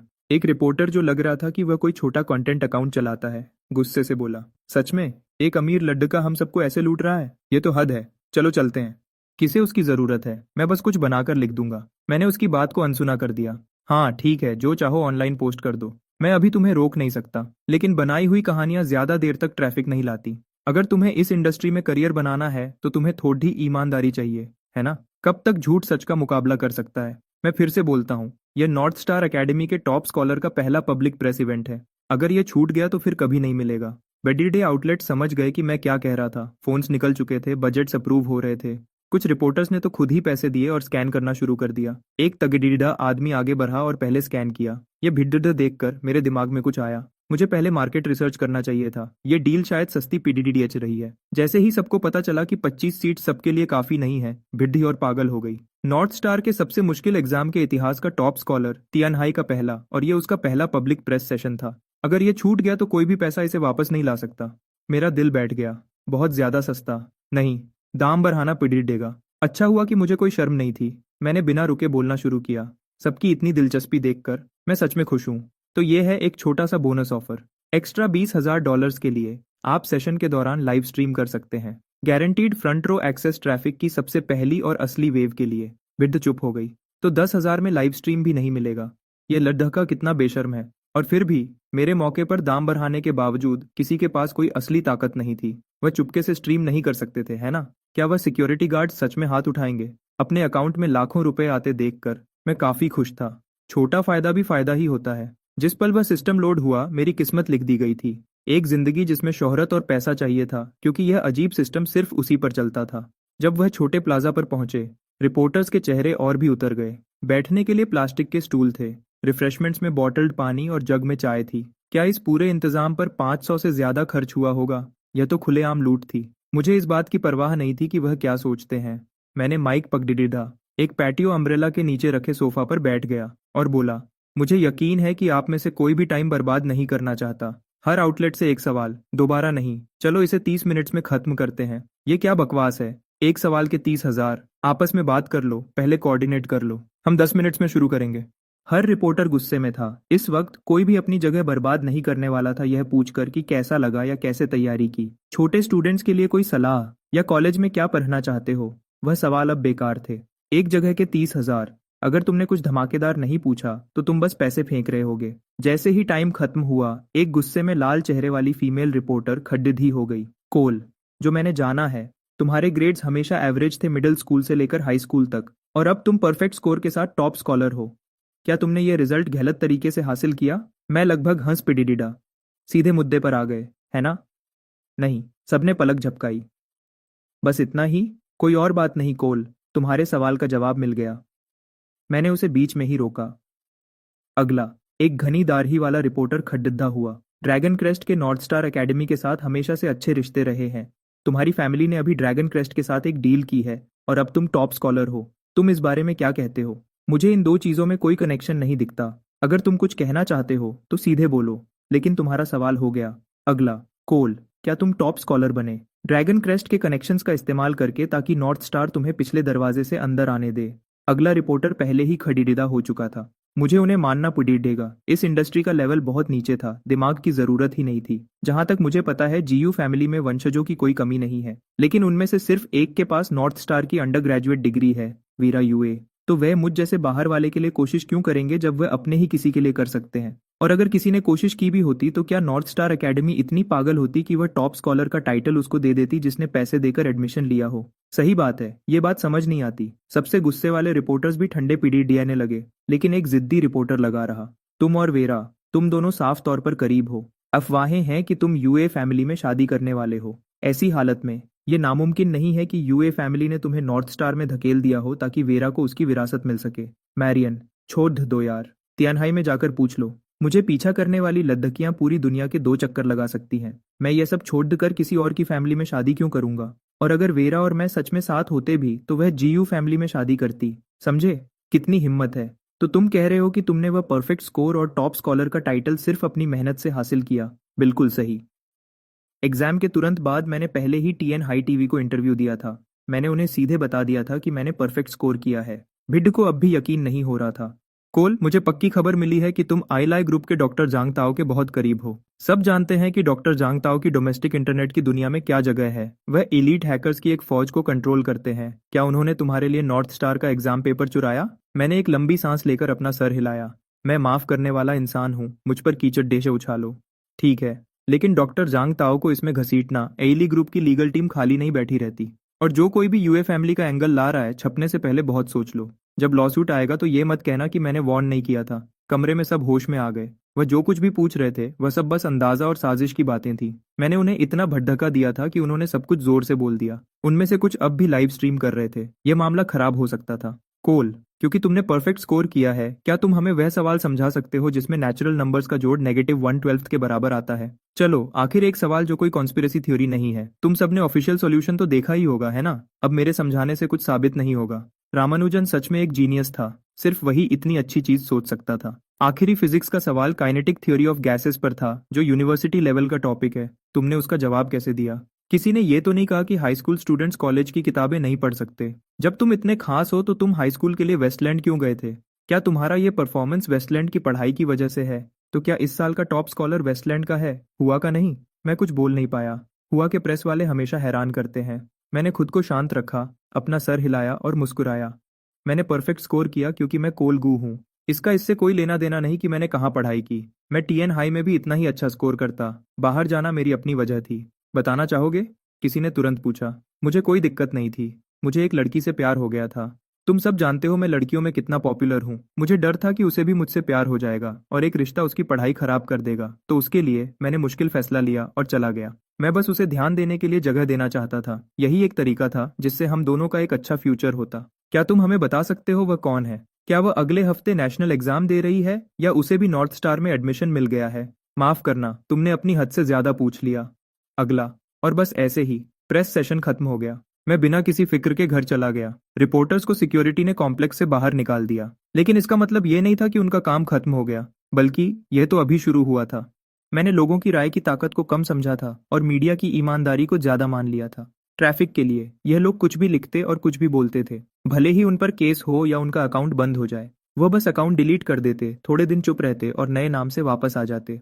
जैसे ही प्रेस सेशन की फुटेज ऑनलाइन फैली, एक एक करके नाम ट्रेंड करने लगे। मेरा backdoor deal, dragon crest group, Yue family, Vera Yue, Tianhai का top scholar, north star academy की ईमानदारी पर सवाल। जबकि मैंने उस सेशन में बार बार कहा था कि मैंने अपना परफेक्ट स्कोर अपनी मेहनत से हासिल किया है। लोग अब भी बिना वजह की कॉन्स्पिरेसी थ्योरीज को ज्यादा पसंद करते हैं। नॉर्थ स्टार के अपने स्टूडेंट फोरम पर भी आवाजें उठ रही थी। स्टूडेंट स्कूल पर ही सवाल उठा रहे थे और उस पर बिकने का इल्जाम लगा रहे थे। उनका तर्क काफी सीधा था। कोई भी हाई स्कूल स्टूडेंट इतने कम समय में वह एग्जाम इतने अच्छे से पास नहीं कर सकता। अगर ये चीटिंग नहीं थी तो क्या थी? कुछ कट्टर लोग तो एडमिशन्स ऑफिस के बाहर साइलेंट प्रोटेस्ट की बात कर रहे थे, इस साल के एग्जाम की पूरी जांच की मांग करते हुए। लेकिन स्कूल की अपनी एक परेशानी थी जिसे वह शब्दों में बयान नहीं कर पा रहा था। सोचो तो, एक टॉप स्कॉलर, एक परफेक्ट स्कोर वाला पेपर, तो वह हर डिटेल को अच्छे से देखते ही है। अगर कोई भी गड़बड़ होती तो वह इसे कभी पब्लिक नहीं करते। लेकिन नॉर्थ स्टार का ऑफिशियल बयान शोर में तुरंत दब गया। कुछ किया नहीं जा सकता था। परफेक्ट स्कोर पर यकीन करना बहुत मुश्किल था। जब कोई चीज सब उम्मीदों के खिलाफ होती है, लोग हमेशा किसी को दोष देने के लिए कुछ ढूंढते हैं। वीरा को ऑनलाइन सारी अफवाहों का पता चल गया था। लीगल डिपार्टमेंट ने तो यह भी पूछने आए थे कि क्या वह चाहती है कि वह कोई एक्शन ले। वीरा का जवाब था, जो हो रहा है होने दो। अभी के माहौल में मना करने से कोई खास फर्क नहीं पड़ता। वैसे भी नॉर्थ स्टार ने पहले ही बयान दे दिया था। ड्रैगन क्रेस्ट को कुछ और कहने की जरूरत नहीं थी। छोटे भाई, अभी पूरी दुनिया तुम पर सवाल उठा रही है। तुम क्या करोगे? वेरा को यकीन था कि मैं छिपूंगा नहीं। और सच कहूं तो इस हालत के यहाँ तक पहुंचने में उसके खुद के प्रेस को दिए गए 2 बार के बड़े बड़े बयानों का भी हाथ था। स्टेला पिछले 2 दिन से मुझे ढूंढने नहीं आई थी। कॉम्प्लेक्स में पापरात्सी भरे हुए थे और उसने प्रेस सेशन देखा था। वह उस लड़की को जानती थी जिसका मैंने जिक्र किया था, जिसके लिए मैं वेस्टलैंड गया था। वह लगभग पक्का वही थी। वह अभी तक उस रोल में आने के लिए तैयार नहीं थी, इसलिए वह यह रिस्क नहीं ले सकती थी कि प्रेस को उनके बीच के रिश्ते का जरा सा भी पता चले। फिर भी मेरी छोटी सी स्पीच ने उसे आधा घबराया हुआ और आधा गुस्से में छोड़ दिया था। मैं ही वह था जिसने झूठी सगाई का बहाना बनाया था उसके पैसे लेने के लिए और फिर गायब हो गया था। और अब मैंने उसे एक प्यार में पड़े लड़के की नेक कुर्बानी बना दिया था। मेरी हिम्मत तो देखो। किसी भी गलत इरादे वाले से पकड़े जाने के डर से स्टेला ने आइरिस के घर में शरण ली थी। ऑनलाइन इल्जामों की बारिश देखकर स्टेला गुस्से में भी थी और परेशान भी। जरूर वह मुझ पर यकीन करना चाहती थी, लेकिन उसने खुद वही पेपर दिया था। उसने 276 स्कोर किया था, जो उसे पूरे देश में 5वें नंबर पर ले आया था। और मैंने 350 स्कोर किया था। ये सच में किसी फैंटेसी नॉवल की कहानी जैसा लग रहा था। आइरिस, मैं क्या करूं? सब कह रहे हैं कोल ने चीटिंग की है। स्टेला के पास अपनी बेस्ट फ्रेंड के अलावा और कोई नहीं था। आइरिस भी पिछले कुछ दिन से शांत नहीं थी, लेकिन वह चीजों को ज्यादा साफ देख रही थी। जब नॉर्थ स्टार का ऑफिशियल बयान आया, वह समझ गई, चाहे कितना भी शोर हो, नतीजा बदलने वाला नहीं था। मैं टॉप स्कॉलर था। मुझे सच में नॉर्थ स्टार एकेडमी में एडमिशन मिल गया था, जिसका मतलब था उसे मुझसे कन्फेस करना पड़ेगा। क्या तुम उस पर यकीन करती हो? आइरिस ने पूछा। स्टेला हिचकिचाई। मुझे नहीं पता। आइरिस ने अलग तरीके से पूछा। स्टेला, मुझे बताओ, क्या तुम सच में कोल को पसंद करती हो? स्टेला का चेहरा तुरंत लाल हो गया। तुम ऐसे क्यों पूछ रही हो? मैंने तो खुद अभी तक यह नहीं सोचा। आइरिस को अपना जवाब मिल गया था। बचपन के प्यार, वह जो नुकसान कर सकते थे, वह कुछ और ही था। स्टेला जैसी सीधी लड़की कभी भी ज्यादा देर तक रोक नहीं पाती। अगर तुम उसे पसंद करती हो तो उस पर यकीन करो, बिना किसी शर्त के। वैसे भी तुमने नॉर्थ स्टार का बयान देखा। उन्होंने कहा कि एग्जाम में कोई गड़बड़ नहीं थी। स्टेला ने ध्यान से मेरे और मेरी पढ़ाई के बारे में सोचा। उसे याद आया, मैं बचपन में बहुत तेज था। मैं ही वह था जिसने उसे 1 से 4 तक नंबर्स लिखना सिखाया था। लेकिन बीच में कहीं मेरा स्कूल से पूरा इंटरेस्ट खत्म हो गया था। हर दिन मैं किसी न किसी चीज में बिजी रहता था। हमेशा विक्टर से पैसे निकालने के तरीके सोचता रहता था। धीरे धीरे खुद को एक बेकार इंसान की पहचान दिला दी थी। लेकिन बचपन में इतना तेज था, अगर मैं फिर से सीरियस हो जाता तो फिर से जीनियस बनना तो नॉर्मल बात थी। स्टेला ने चुपचाप वह वजह ढूंढ ली जिसकी उसे जरूरत थी। अब मैं समझ गई आइरिस। शुक्रिया। मैं कोल पर यकीन करती हूँ। उसे हमेशा गलत समझा गया है। वह बिल्कुल भी वैसा बेकार नहीं है जैसा सब उसे समझते हैं। आइरिस को साफ दिख रहा था, स्टेला पूरी तरह से उसके प्यार में पड़ चुकी थी। अपनी बेस्ट फ्रेंड के लिए सच्ची जिम्मेदारी महसूस करते हुए आइरिस ने गंभीरता से कहा, स्टेला, इस पर अच्छे से सोचो। तुम जानती हो कोल कैसा है। अगर तुम सच में उसके साथ रही तो तुम्हें पूरी जिंदगी सिर्फ परेशानियां ही मिलेंगी। आइरिस, तुम क्या कह रही हो साथ में? उसने तो अभी तक मुझसे कन्फेस भी नहीं किया। स्टेला का चेहरा फिर से लाल हो गया। सच है, मैंने कभी नहीं कहा कि मैं स्टेला को पसंद करता हूँ। प्यार करने की तो बात ही छोड़ दो। इसके बजाय मैंने उसे एक झूठी सगाई बेची और पैसे अपनी जेब में रख लिए। मैं उसे पसंद तो करता ही था, लेकिन हम एक दूसरे को इतने समय से जानते थे कि कहने की जरूरत ही नहीं पड़ी। बचपन के दोस्त जो साथ साथ बड़े हुए थे। मैंने उसे बहुत पहले ही अपना मान लिया था, बिना कभी कुछ कहे। इसलिए मैंने कभी ऐसे प्यार भरे इजहार की परवाह नहीं की। आइरिस अंदर ही अंदर चिल्ला रही थी। ओह, तुम कितनी भोली लड़की हो, जाग जाओ। उस कमीने ने सालों पहले मुझसे कन्फेस किया था, और उसने तुमसे एक लफ्ज भी नहीं कहा। तो फिर वह तुम्हारा हाथ ऐसे क्यों पकड़ता है जैसे यह दुनिया की सबसे नॉर्मल बात हो, और तुम उसे करने देती हो। वह बिल्कुल बेकार है। स्टेला, स्काईरिच मैनर में उस दिन तुम्हें याद है उसने मुझसे क्या शर्त लगाई थी? खुद ये बात उठाने से आइरिस को सच में अजीब लग रहा था। स्टेला ने सर हिलाया। हाँ, तुम्हें पोस्ट करना है कि तुम उसे पसंद करती हो। स्टेला के चेहरे पर कोई बदलाव नहीं आया था। आइरिस हैरान थी। सच में? बस इतना ही? तुम ठीक हो उसके ऐसा करने से? वह सच में नॉर्थ स्टार एकेडमी में आ गया, आइरिस ने कहा। मुझे पता है, स्टेला ने कहा। स्टेला ने हाथ बढ़ाया और आइरिस का हाथ पकड़ लिया। कोल ने मुझे सब कुछ समझाया।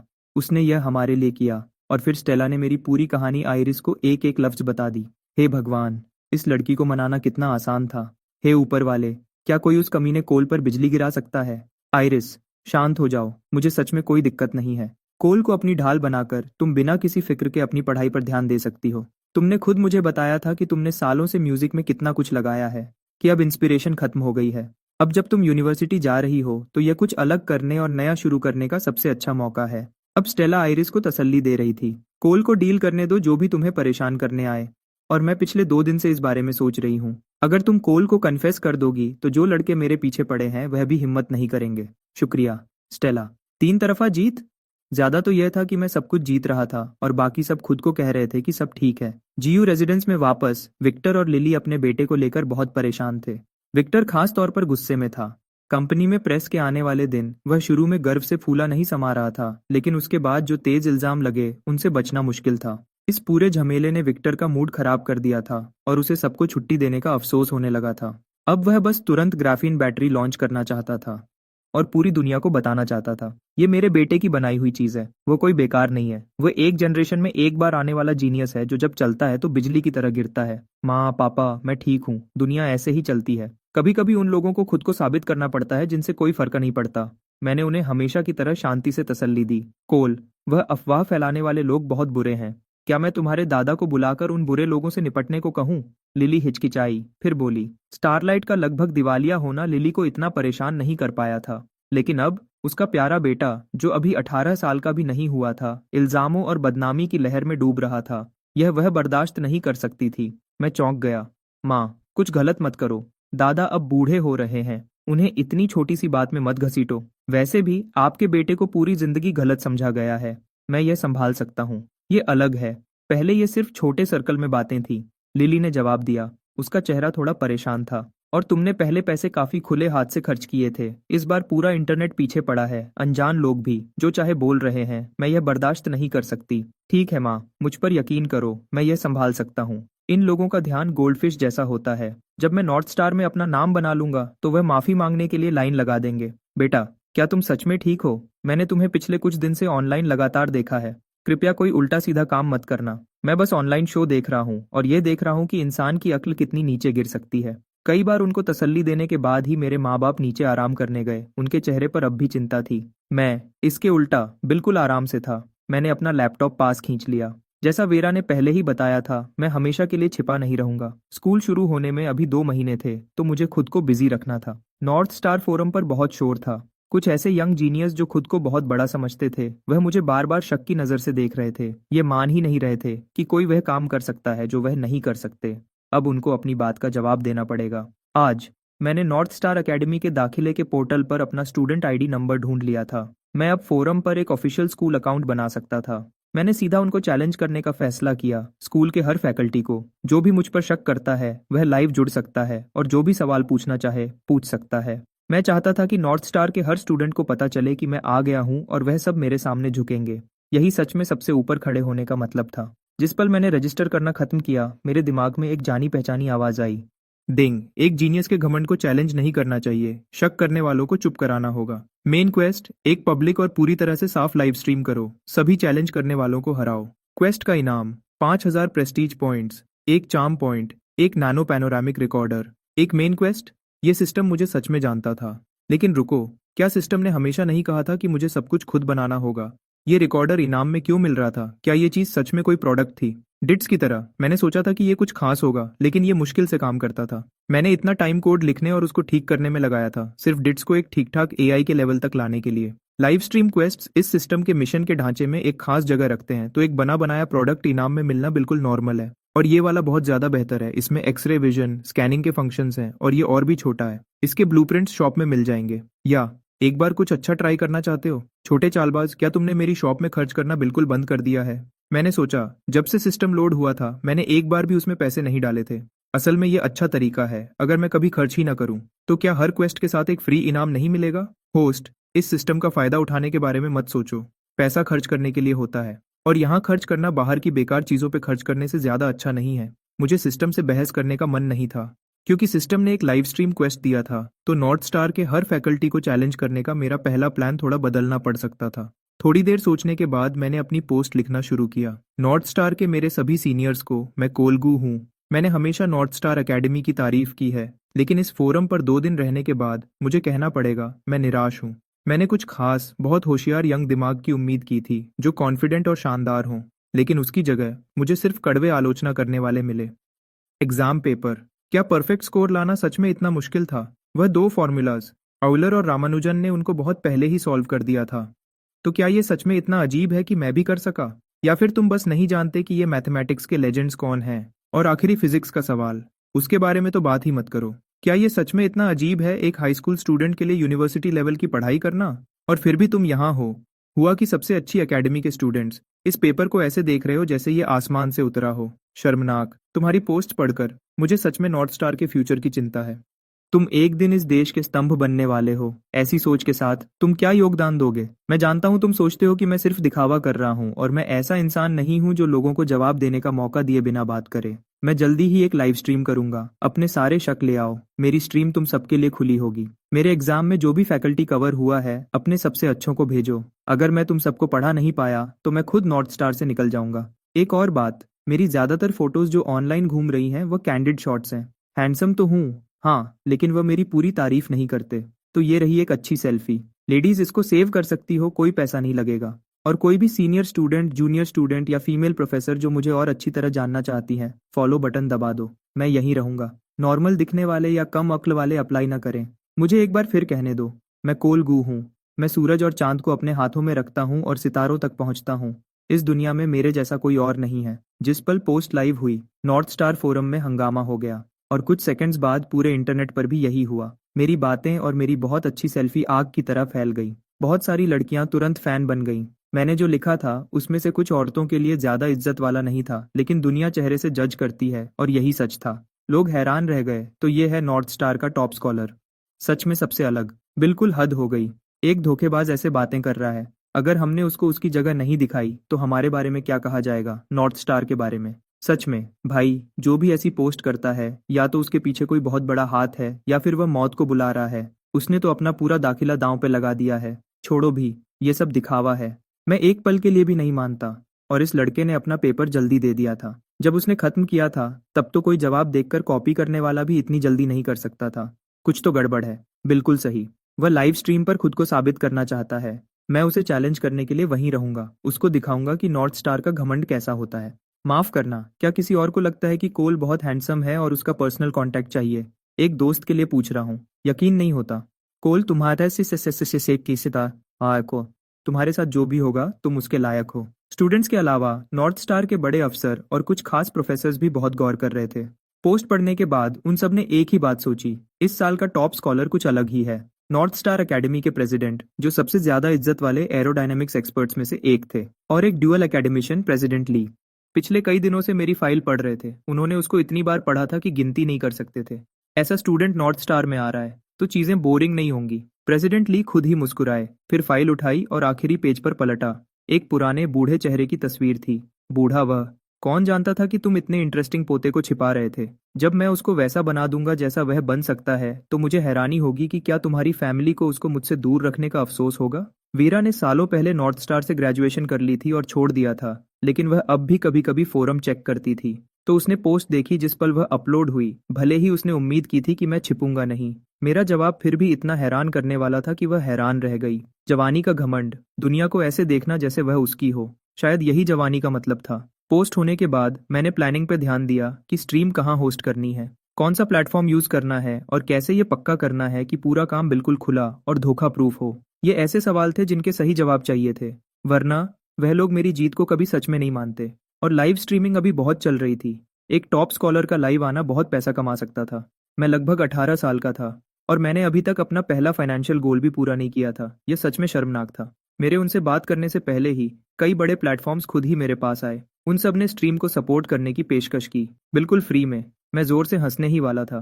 क्या उनको लगा मैं कल का पैदा हुआ हूँ? मुझे इन ऑनलाइन कंपनीज के लिए सब्र नहीं था। बेहतर था कि मैं किसी ऐसे के साथ काम करूं जिसे मैं पहले से जानता था। टीएन हाई टीवी के ब्रॉडकास्टिंग डिपार्टमेंट का हेड, उस रिपोर्टर के साथ जिसने एग्जाम के बाद मेरा इंटरव्यू लिया था। हम तीनों एक मीटिंग रूम में बैठ गए। मिस्टर कोल, ये थोड़ा ज्यादा नहीं है, आपको नहीं लगता?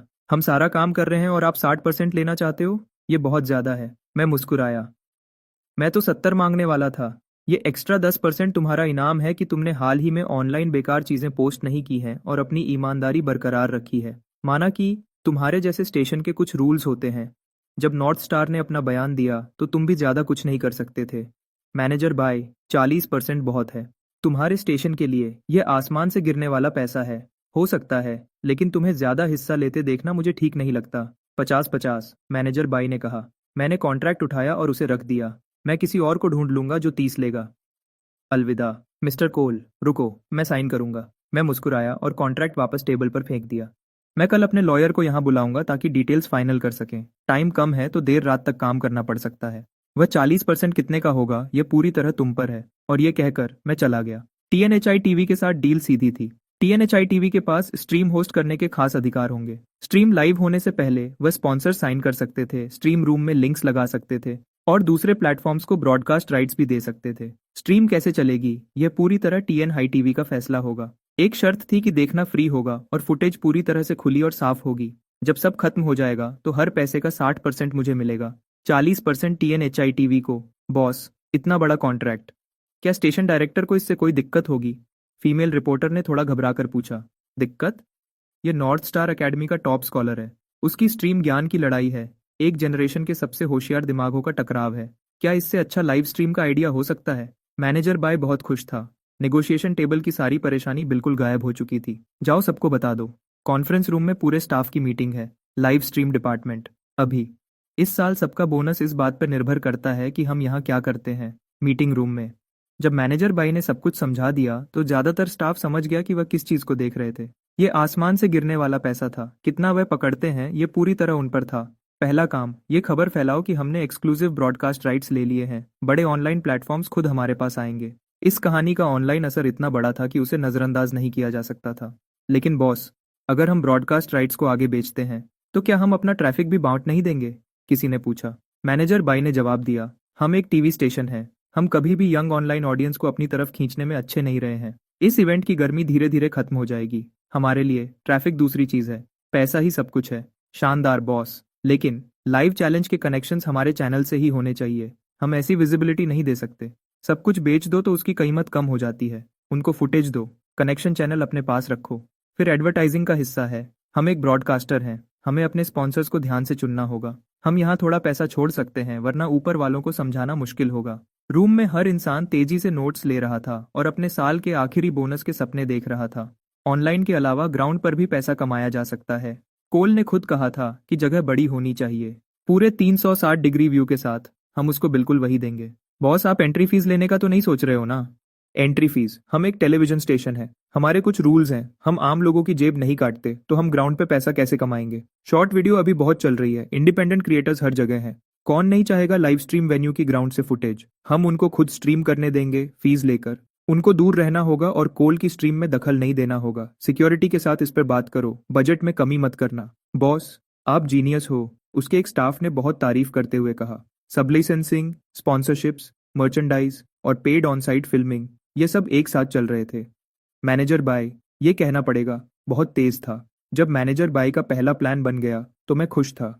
नाम और पैसा दोनों की अपनी कीमत होती है, लेकिन इंसानियत के फ्यूचर के लिए मुझे ये सब सहना ही पड़ेगा। मैं स्ट्रीम को लेकर कॉन्फिडेंट था, लेकिन जो लोग मुझे चैलेंज करने वाले थे वह तैयार होकर आएंगे, और इसका मतलब था कि मुझे भी तैयार रहना होगा। सबसे पहले मैंने अपने नए कमाए हुए 10,000 प्रेस्टीज पॉइंट्स को अपनी ताकत बढ़ाने में लगा दिया, खासकर मैथ और फिजिक्स पर। ये दो सब्जेक्ट सबसे मुश्किल चैलेंजेस लाएंगे। मैथ में 64 और फिजिक्स में 63 पॉइंट्स के साथ मैं किसी भी चीज का सामना कर सकता था। अपनी ताकत बढ़ाने के बाद मैंने बचे हुए 500 प्रेस्टीज पॉइंट्स खर्च किए। शॉप से 2 प्रॉब्लम सॉल्विंग कार्ड्स खरीदे, बैकअप के लिए। बस अगर किसी जरूरी वक्त पर मेरा दिमाग काम करना बंद कर दे तो। यह सब तैयार होने के बाद मैं पीछे होकर आराम करने लगा। बस इंतजार कर रहा था कि हर उस चैलेंजर को हरा दूं जो आने की हिम्मत करेगा। लेकिन मेरे आसपास के लोग बहुत परेशान थे। स्टेला ने तो स्ट्रीम में शामिल होने और मुश्किल सवालों का सामना करने में मेरी मदद करने की पेशकश भी की। मैंने उसे मना कर दिया। मेरी शानदार यूनिवर्सिटी लाइफ अभी शुरू भी नहीं हुई थी। कितनी सारी लड़कियां थीं जिन्हें इम्प्रेस करना था। यह सब मेरे आगे था, मैं बंद कर नहीं रह सकता था। वैसे भी मैं पहले ही दूसरे लड़कों से काफी जलन पैदा कर रहा था, इसे और खराब करने का कोई फायदा नहीं था। वह दिन आखिर आ ही गया। मैं टीएन हाई टीवी पर पहुंच गया, जैसा कि वादा किया था। जगह थी हेशियन ग्रैंड प्लाजा का सेंटर, स्टेशन के बिल्कुल सामने। टीएन हाई टीवी के साथ काम करना सही फैसला था, इसमें कोई शक नहीं था। हर तरह का प्रोफेशनल सामान, पूरी सिक्योरिटी चेक और टेक्निकल तैयारी। प्रोफेशनल लोग प्रोफेशनल काम कर रहे थे। मिस्टर कोल, तैयार हो? मैनेजर बाई ने पूछा। बिल्कुल, मैं पूरा रिलैक्स दिख रहा था। और हम लाइव जाते हैं। सब डिपार्टमेंट्स की आखिरी जांच। काउंटडाउन 1 मिनट में शुरू होगा। मैं तुरंत स्क्रीन पर नहीं आया। एक होस्ट ने पहले ऑडियंस को बताया कि स्ट्रीम किस बारे में है और चैलेंजेस कैसे होंगे। बिना किसी देरी के आज के स्टार को स्टेज देते हैं। टीएन हाई का पहला टॉप स्कॉलर नॉर्थ स्टार ने जब से अपना अलग एडमिशन प्रोसेस शुरू किया है, तब से पहला परफेक्ट स्कोर पाने वाला। और टीएन हाई में सबसे हैंडसम नौजवान के रूप में मशहूर कोल गू। मेरी भौहें दूर के पहाड़ों जैसी, आंखें सितारों जैसी, चेहरा साफ और गर्व से भरा, और होंठों के कोने पर एक मुस्कुराहट। एक सादी सफेद शर्ट, एक आम स्टूडेंट जैसा दिखने वाला, फिर भी मैं नीले आसमान से भी ज्यादा चमक रहा था। मैं दोपहर की धूप में खड़ा था, जवान, चमकदार, एक ऐसा इंसान जो दुनिया को सिर्फ अपनी मौजूदगी से बेहतर बना देता है। ओह वाओ, वह कितना खूबसूरत है, मुझे बचाओ। इतना अच्छा दिखने वाला इंसान धोखा नहीं कर सकता, वह लोग बस जलते हैं। क्या खूबसूरत और होशियार होना जुर्म है? कमेंट्स तुरंत हर स्ट्रीम रूम में भर गए। जो कुछ भी कहना जरूरी था वह मैं पहले ही उस नॉर्थ स्टार फोरम पोस्ट में लिख चुका था, और होस्ट ने बाकी सब बता दिया था। तो चलो सीधे शुरू करते हैं। मुझे उम्मीद है कि आप सब कुछ ऐसा लाए हो जो मेरे वक्त के लायक हो। मैं सच में नहीं चाहता था कि मेरा पहला लाइव स्ट्रीम बिल्कुल बोरिंग हो। अब भी इतना घमंडी। कोल, मैं हमेशा तुम पर भरोसा करता हूँ। इस हिम्मत के नतीजे होंगे। इंतजार है कि यह उसके चेहरे पर फट जाए। सच कहूँ तो एक धमाका बेहतर कंटेंट बनाएगा।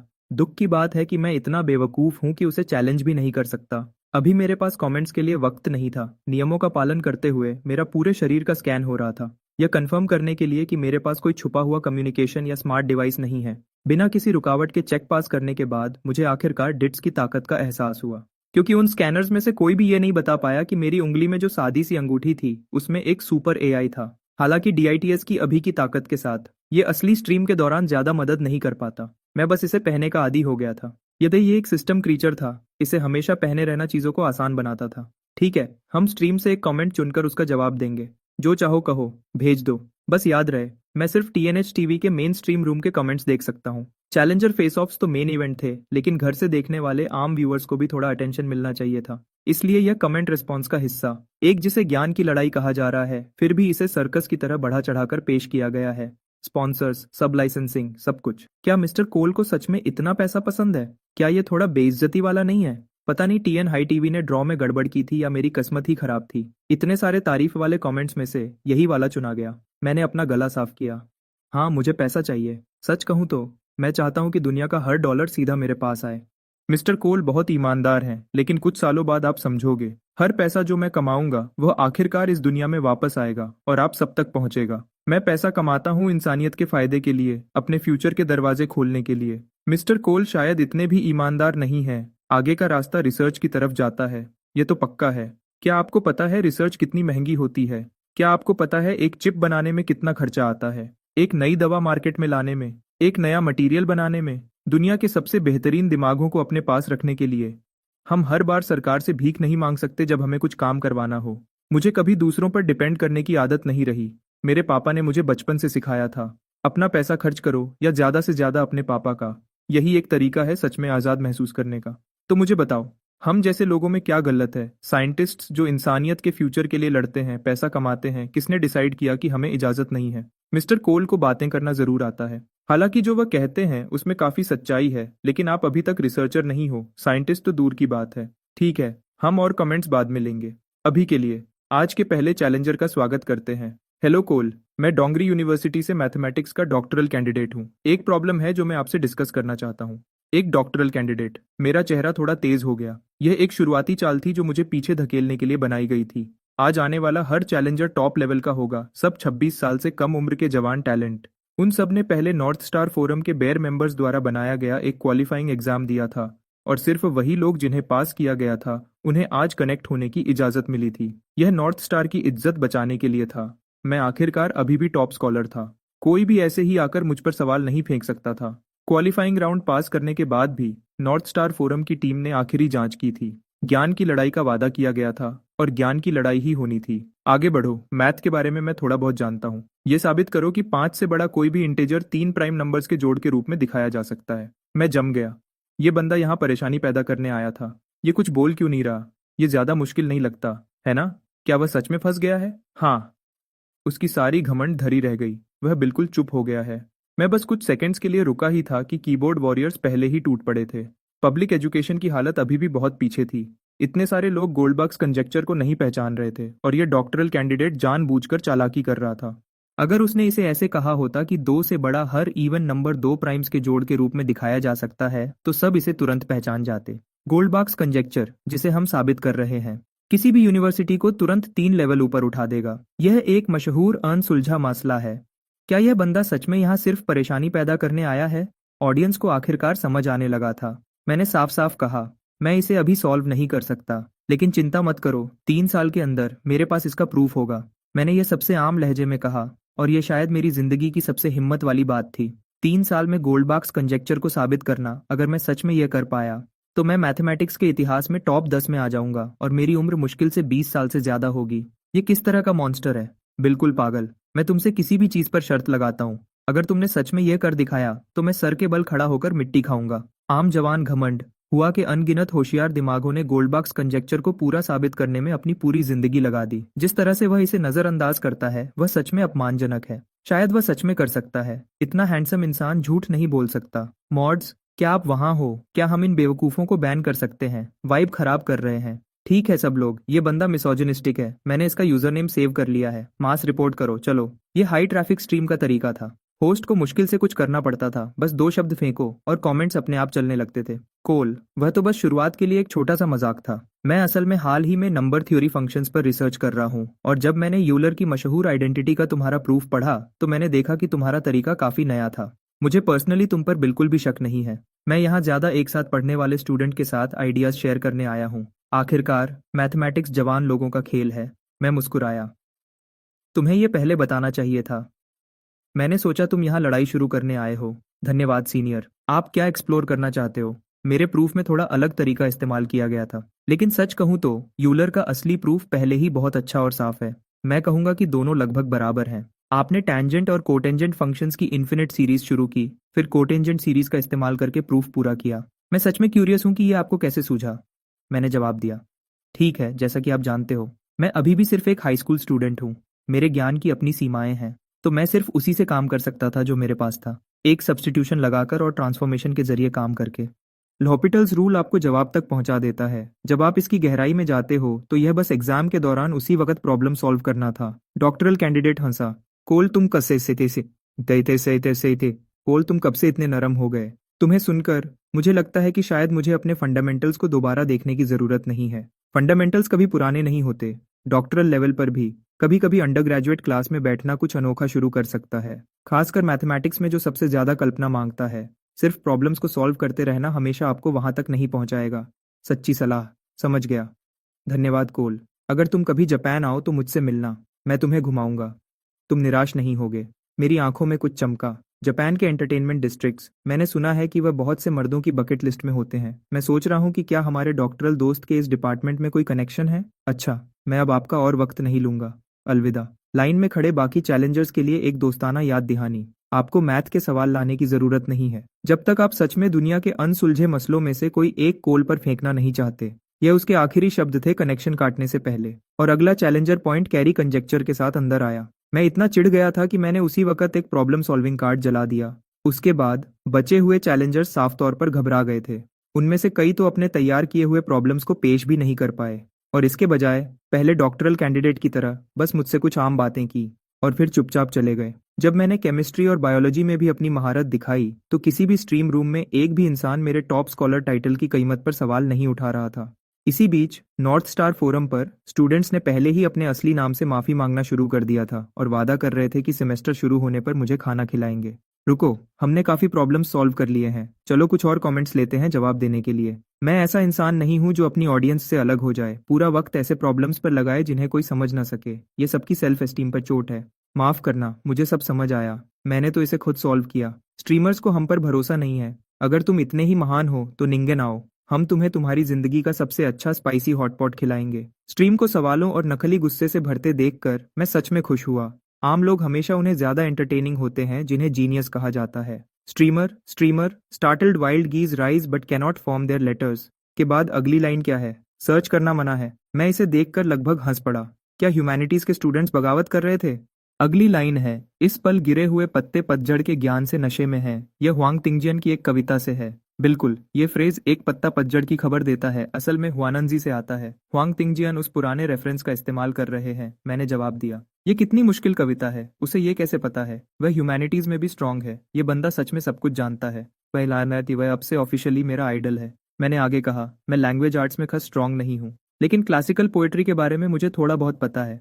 आखिर मैंने अपनी जिंदगी में हजारों लव लेटर्स लिखे हैं। स्टेला और आइरिस साथ में स्ट्रीम देख रही थी। जैसे ही स्टेला ने यह सुना उसका चेहरा पीला पड़ गया। हजारों लव लेटर्स, और उसे एक भी नहीं मिला था। आइरिस का हाल भी कुछ खास अच्छा नहीं था, तो वह भी हजारों में से एक थी, और उसने तो इस बात पर अपने दिल को थोड़ी देर के लिए खुश होने भी दिया था।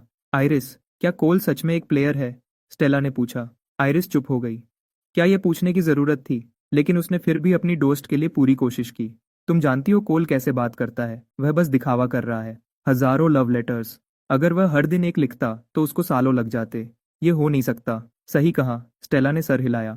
सच कहूं तो मुझे पता ही नहीं था कि वह इतना अच्छा है। मैं उनमें से एक भी सवाल हल नहीं कर पाई और उसने हर एक का जवाब दिया, और मैं यहाँ उसे कई दिनों तक पढ़ा रही थी। मैं शर्म से मर सकती हूँ। इस तरह देखो, उसके पास पहले से ही यूनिवर्सिटी लेवल का ज्ञान है, और वह वहाँ सब्र से बैठा तुम्हें हाई स्कूल का मटेरियल समझाते हुए सुन रहा था। यह बताता है कि वह कितनी परवाह करता है। आइरिस को पता ही नहीं चला कि वह मेरी तरफ से सफाई कैसे देने लगी, लेकिन स्टेला का चेहरा खुशी से खिल उठा। क्या सच में ऐसा ही था? उसने उन 2 हफ्तों को याद किया जो मेरे साथ बिताए थे, और उसे बस मिठास महसूस हुई मुझे स्क्रीन पर देखते हुए। उसकी आंखों से तो जैसे यह छलक रहा था। वह कमाल का है। मैं सोचती हूँ उसके लव लेटर्स में क्या लिखा होता होगा। मैंने स्टेशन का प्रॉम्प्ट्स देने का इंतजार करना छोड़ दिया और खुद ही कमेंट्स के साथ बातें करने लगा। हाँ, मैंने अभी थोड़ा ज्यादा बोल दिया होगा। मेरी अट्रैक्टिवनेस के लेवल पर लोग मेरे पीछे आते हैं, मैं उनके पीछे नहीं। जिस लड़की को मुझसे लव लेटर मिलता है वो कोई आम इंसान नहीं होती। बताओ बताओ, किन लड़कियों को सच में मिला है? रोमांटिक गॉसिप हमेशा सबसे दिलचस्प कंटेंट होता था। प्लीडिंग से भरी स्क्रीन देखकर मैं उन्हें निराश नहीं करने वाला था। ये तब की बात है जब मैंने मिडिल स्कूल शुरू किया था। कुछ ऐसा जो मुझे ठीक से पता नहीं था कि क्या है उसकी पहली हलचल। मुझे बस इतना पता था, अगर मैं किसी ऐसी लड़की को जीत सकता हूँ जिसे कोई और नहीं जीत सकता, तो क्या यह साबित नहीं करेगा कि मैं कुछ खास हूँ? तो मैंने अपनी चाल चली। और क्या हुआ? क्या वह स्कूल की ब्यूटी क्वीन थी? School beauty queen? तुम मुझे सच में कम समझ रही हो। पूरे टीएन हाई में मैं कॉन्फिडेंस से कह सकता हूँ कोई लड़की उससे ज्यादा खूबसूरत नहीं थी, और किसी की भी उससे ज्यादा प्रेजेंस नहीं थी। तो क्या तुमने उसे जीत लिया? मैंने अपने होंठों को मुस्कुराहट में मोड़ दिया, बिल्कुल शांत रहते हुए, और पूरे कॉन्फिडेंस से आगे बढ़ा। मैं 12 साल का था। एक लाइन, साफ पानी से निकलता कमल, खूबसूरत, बिना किसी सजावट के, और वह पूरी तरह से बेचारी उसमें खो गई। ऐसा हो ही नहीं सकता। सच में वह बस ऐसे ही काम कर गया। क्या क्लासिकल पोएट्री सच में इतनी पावरफुल होती है? तुम झूठ बोल रहे हो। मैंने बिल्कुल वही लाइन ट्राई की थी और कुछ नहीं मिला। तुम समझते नहीं हो। मैंने एक कैरेक्टर बदल दिया था। मैंने उसका नाम उस लाइन के अंदर ही छुपा दिया था, उसे उसके अपने नाम का मतलब दिखाते हुए। मेरे जैसे अटेंटिव, टैलेंटेड और अच्छे दिखने वाले के साथ वह कैसे मना कर सकती थी? मैं सच में टीएन हाई से हूँ। हम एक ही मिडिल स्कूल में भी थे।